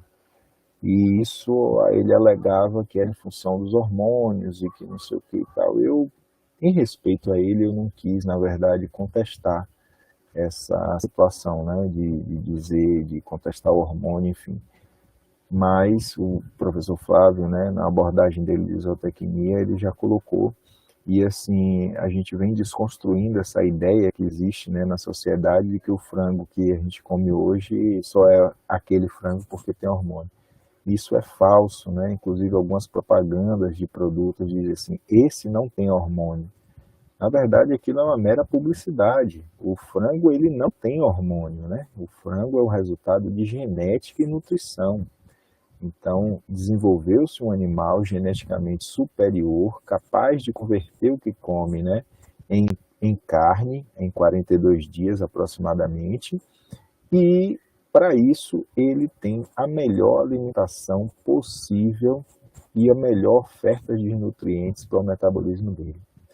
Então, saindo da água e entrando no suíno, a gente propõe a saúde e produção animal com eficiência e sustentabilidade, ou seja, como que a medicina veterinária atua na produção de alimento para a humanidade? Ela atua principalmente gerindo a saúde desses animais. Então esse animal, se ele não adoece, ele chega no ponto de abate mais rápido. Ele consome menos alimento e ele converte de forma mais eficiente.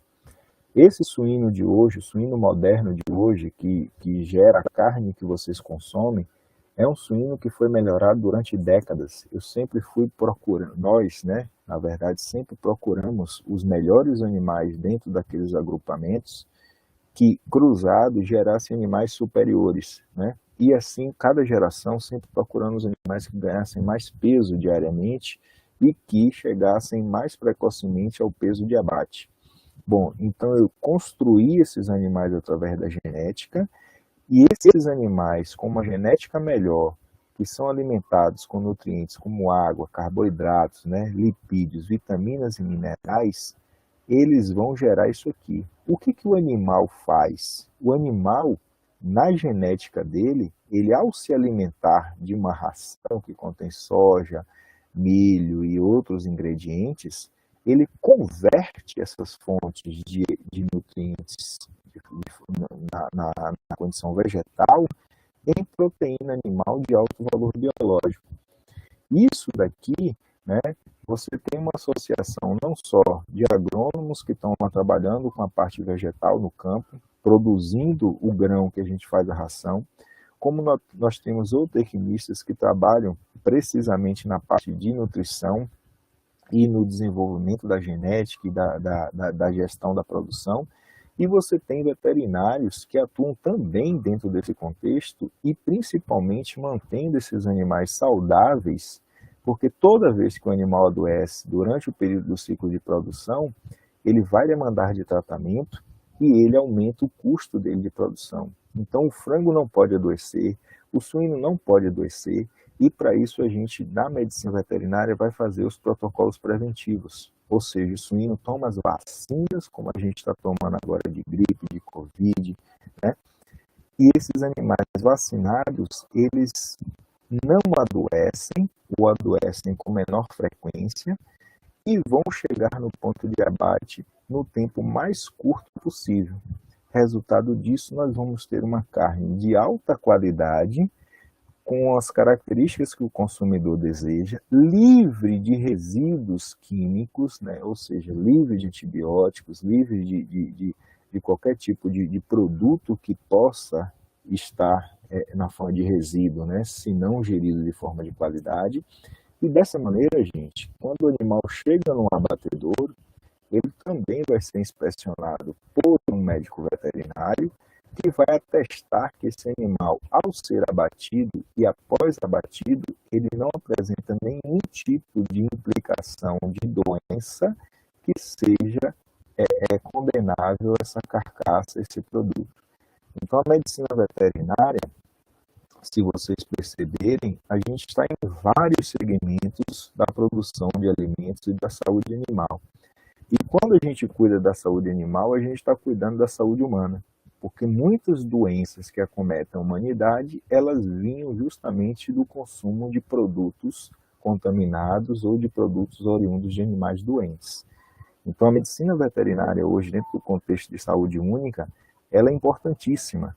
E todas as vezes que eu tenho menos animais doentes, eu tenho um sistema mais eficiente, mais sustentável e menos resíduos biológicos contaminantes no ambiente.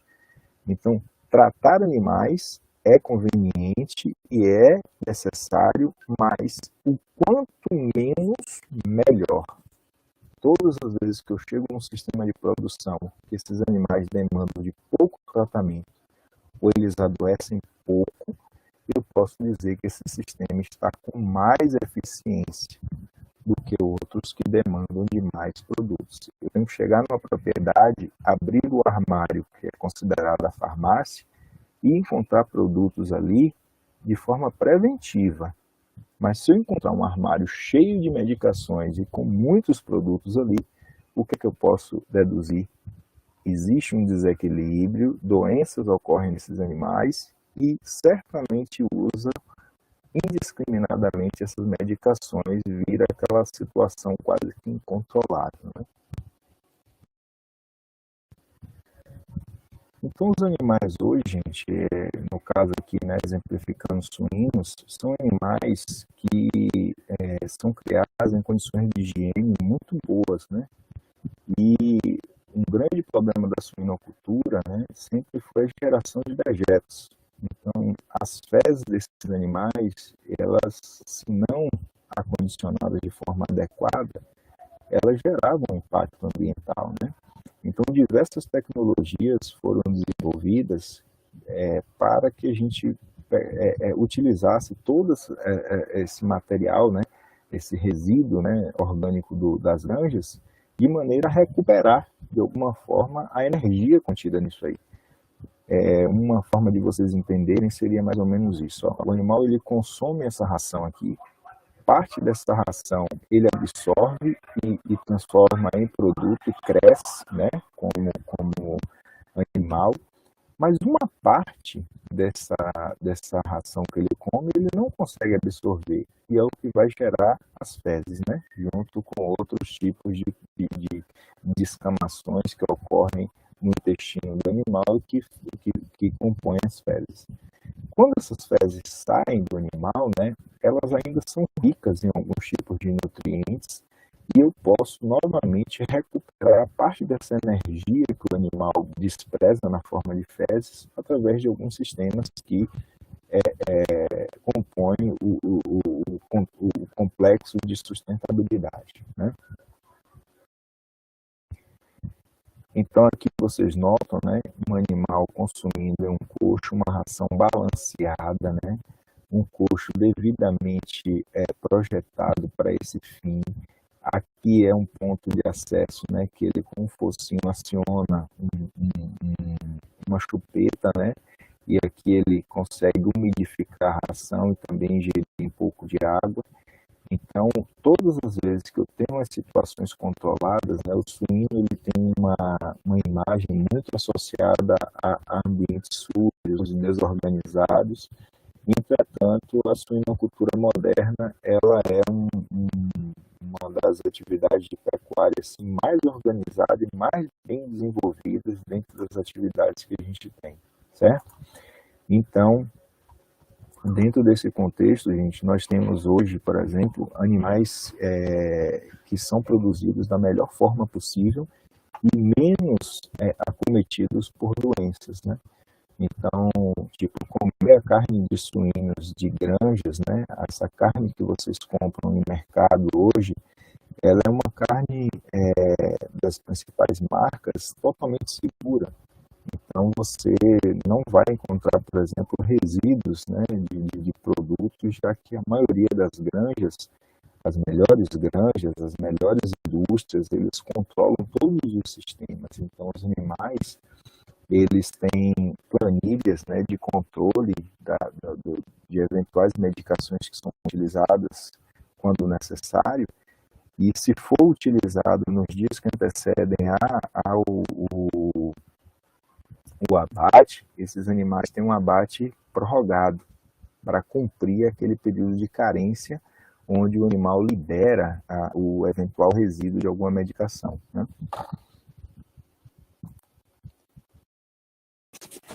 Bom, dentro desse aspecto, quais seriam as medidas de ordem técnica e operacional, né? Então, hoje, um veterinário dentro de um sistema de produção, seja pecuário ou até em um sistema de clínica, né, animal, como uma clínica pet, né, que atenda cães e gatos e tal, um dos aspectos importantes é a gestão de recurso hídrico, né?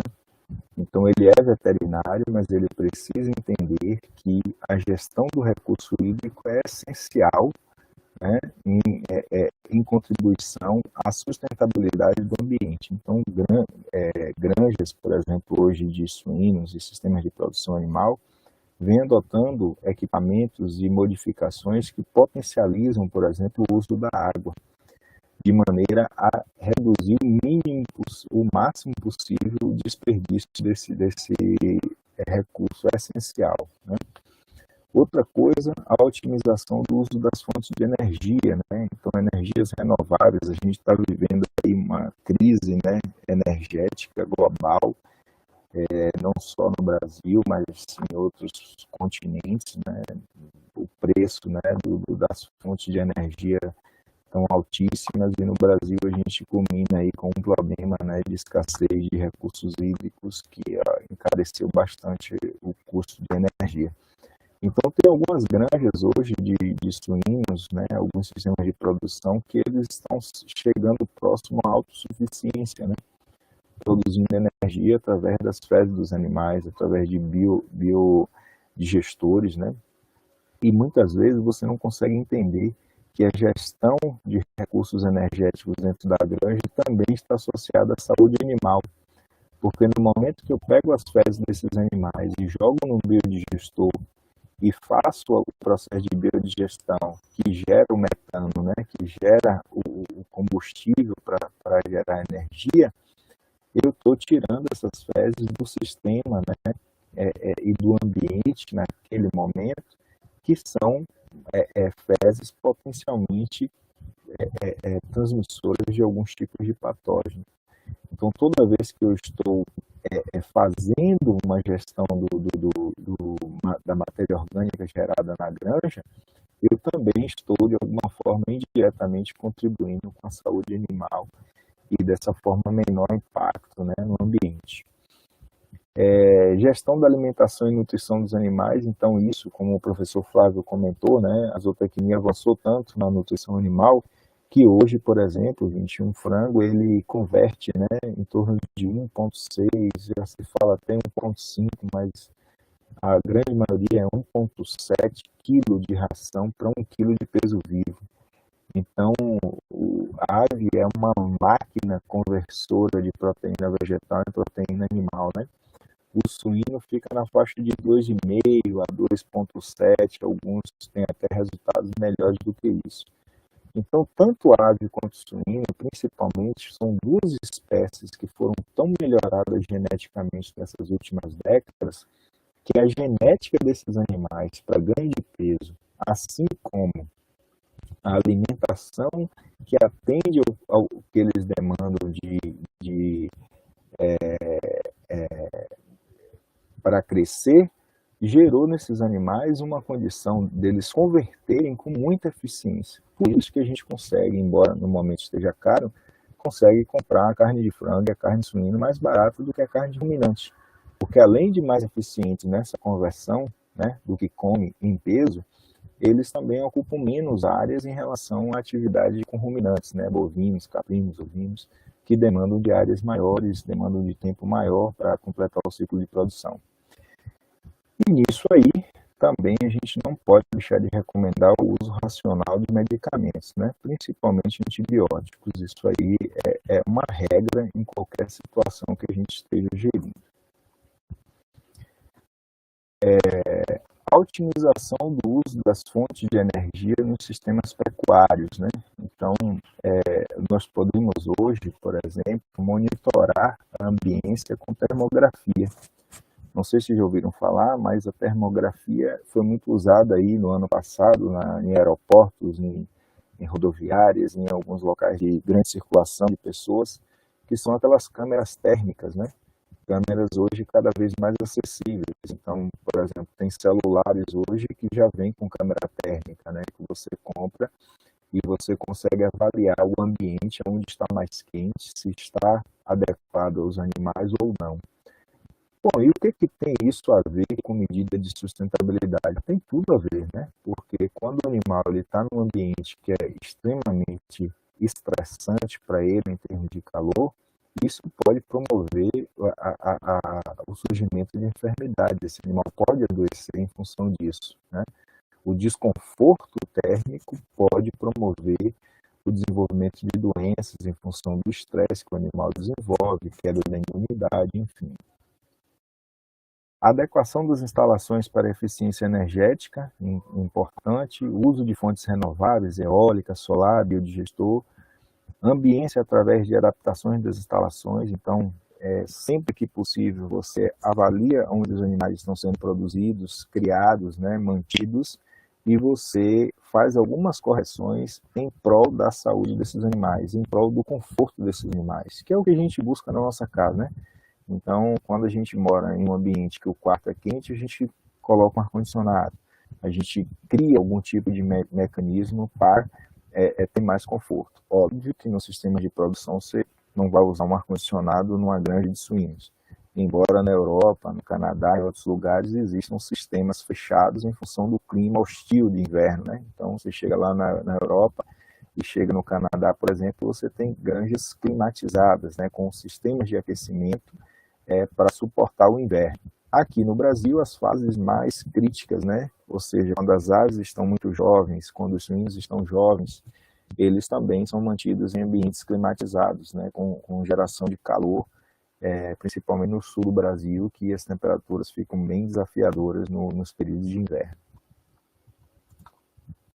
Então aqui um exemplo, né, gente? Essa imagem a gente fez com um celular, com câmera termográfica, e aqui vocês observam, né, essas imagens aqui são animais em baias, e aqui o ambiente da granja, né, isso aqui devia ser por volta das 2 horas da tarde, o telhado, né, a parte da incidência solar, aqui é o lanterninho, que é aquele sobre-telhado que existe, né, que é uma área de circulação de ar. Então, olha só, onde o ar circula, onde existe um sombreamento de um telhado para o outro, como a cor azul indica uma temperatura menor, né? E existem pontos de temperatura, como no local da incidência do sol, ó, que você tem 41 graus aqui, né? Essa é a parte de entrada e o sol poente. Essa parte aqui, por exemplo, do galpão, ó, é revestida com aquele material laminado de zinco, né? Então, além de aquecer, ele se torna um refletor de calor para dentro da granja. E isso pode contribuir em algumas situações com o desconforto dos animais, e esse desconforto dos animais pode gerar o surgimento de doenças. Gerou o surgimento de doenças, você tem a demanda por medicação. Demanda por medicação, você tem resíduo de medicamentos no ambiente. E isso aí, de alguma maneira, vai impactando na questão do meio ambiente de uma forma geral, né? Esse daqui é o lado poente do galpão. Olha como é que está a temperatura, né? Quanto mais amarelo, quanto mais, né, intenso o amarelo, mais quente.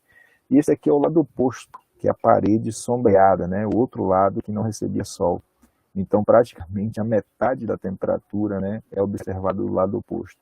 Então, por isso que muitas vezes, quando você está planejando instalações, é interessante observar como que essas instalações vão se dispor, qual é o nascente poente, e como essas instalações podem ser protegidas com vegetação a ponto de você gerar um conforto térmico melhor para os animais.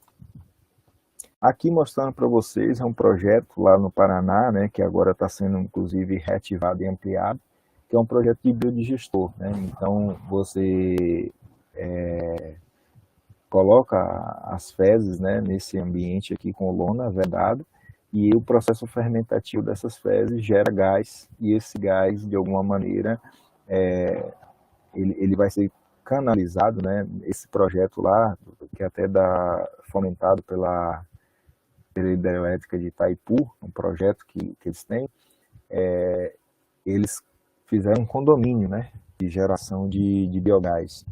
E aí eles fizeram uma rede de captação desse gás. Então, cada granja tem a sua unidade de produção de biogás, e esse gás ele é todo conduzido, né, pressurizado e conduzido para uma estação que centraliza essa coleta de gás e que vai queimar esse gás em motores, né?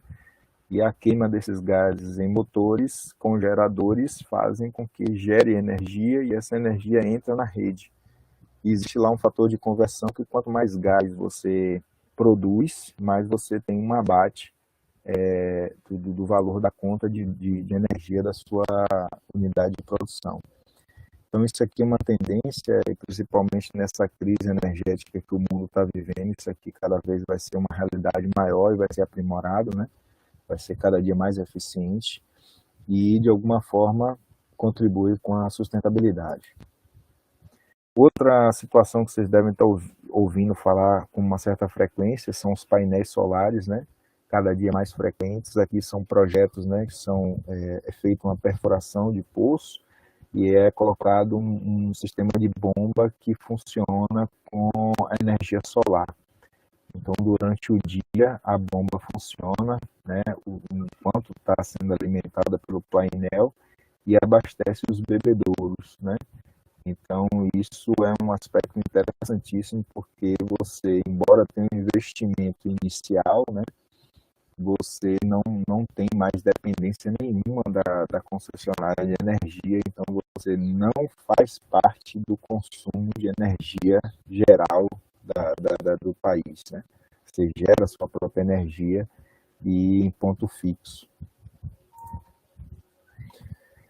Bem, gente, o que a gente pode fechar dentro dessa proposta do que a gente fala de medicina veterinária? A gente poderia abordar muito mais aspectos aqui, mas dentro do tempo que a gente tem, dentro da perspectiva do que a gente planejou, né, dentro da proposta, a gente gostaria novamente de agradecer aos organizadores, a Medicina Veterinária e a Zootecnia, a nossa unidade, né, da Escola de Medicina Veterinária e Zootecnia.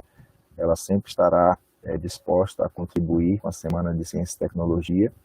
E a mensagem que a gente pode passar como reflexão é que o futuro da humanidade depende de ações coordenadas, né, entre as áreas de conhecimento para a gestão dos recursos, né, ambientais e sustentabilidade do planeta.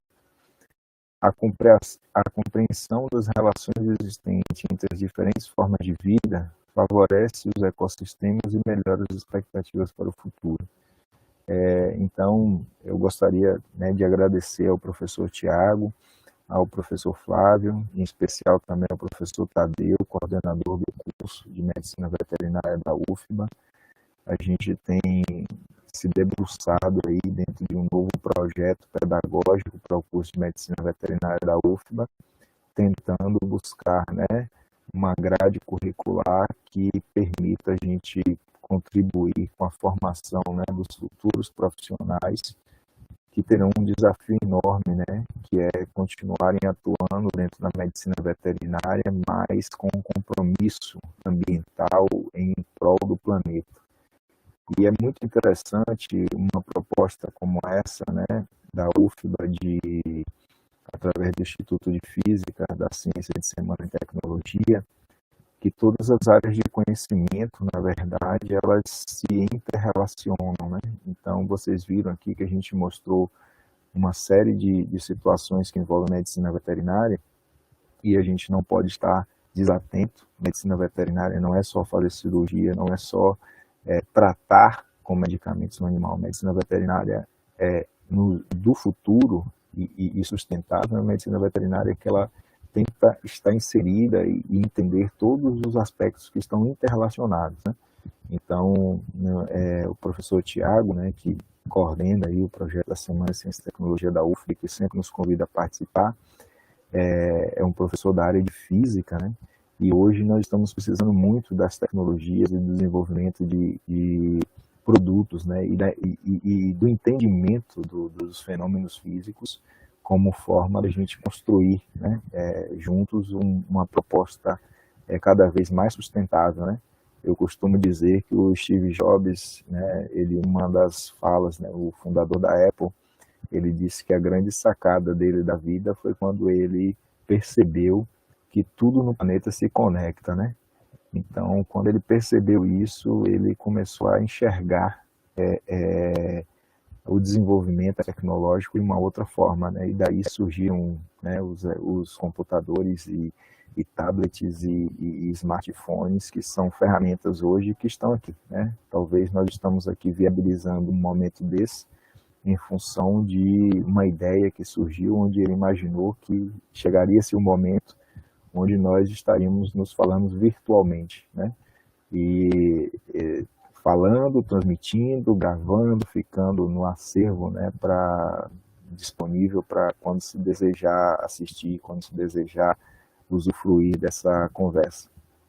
Então, eu sou extremamente grato e, mais uma vez, Tiago, e a todos os envolvidos, Tadeu, Flávio, professor Esdras, né, quando a gente começou esse trabalho, o professor Esdras estava à frente, e sempre que a gente tem a oportunidade de conversar, a gente conversa bastante aí a respeito dessas perspectivas do futuro.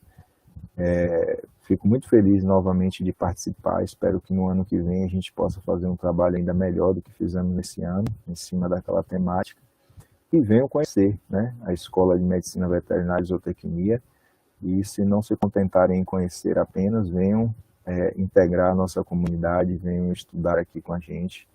Nós estaremos aí, né, de braços abertos para recebê-los e tentar contribuir com a formação de todos vocês, né? Então, Está aí a nossa contribuição. Tadeu, se você quiser fazer alguma colocação como coordenador do curso de Medicina Veterinária, sinta-se à vontade, se houver disponibilidade aí, pode abrir a câmera, caso tenha essa disponibilidade. O professor Tiago, acho que estava em aula no momento, não estava disponível. E é isso, gente, viu? Eu agradeço aí de coração a todos vocês. Beleza, Fábio. Muito obrigado, sua apresentação foi de fato brilhante. Infelizmente eu não consigo abrir a câmera agora nesse momento, mas eu olhei aqui, não identifiquei nenhuma pergunta no chat, nenhuma consideração, né, porque a gente eventualmente pudesse debater. Mas é isso, obrigado. E ratifico, né, toda a importância descrita, né, o professor Fábio fez um esforço aí, tentar abarcar o máximo possível, né, mas, como ele já falou, nós mantemos as nossas portas sempre abertas para quem quiser saber de qualquer maior especificidade dentro de todo esse universo que o professor Fábio falou, né? Obviamente, ainda não estamos presencialmente disponíveis, mas em breve, se tudo der certo, estaremos. Valeu, Fábio. Muito obrigado, viu? Muito obrigado. Então, gente, dentro da nossa programação, a gente encerra por aqui. Professor Tiago, estamos à disposição aí, sempre que precisar, para contribuir aí com a organização das semanas, né? Parabéns, a gente sabe que é um desafio enorme, né? Organizar um evento, principalmente nesses momentos de atividades virtuais. O professor Tadeu prontamente se dispôs a ajudar e está aqui acompanhando a gente, né, nessa apresentação. Para transmissão, né? Algumas situações de configurações e tecnologias a gente não tem um pleno domínio, mas deu certo, né? E está aí, concluímos mais uma atividade, um desafio. Então, acho que a gente encerra por aqui, né? Quem não teve a disponibilidade de assistir em tempo real, depois pode estar aí assistindo, a gente está gravando também aqui na plataforma da RNP. Tá bom? Tadeu? Muito Beleza. grato aí mais uma vez, viu? Esse vídeo carregado no canal do colegiado, tá? Eu consigo fazer isso. E agora, nesse momento, você pode encerrar a transmissão daí, na sequência, encerra a transmissão no YouTube. Obrigado, gente. Obrigado, ok. Paulo. Valeu. Obrigado. Grande abraço a todos.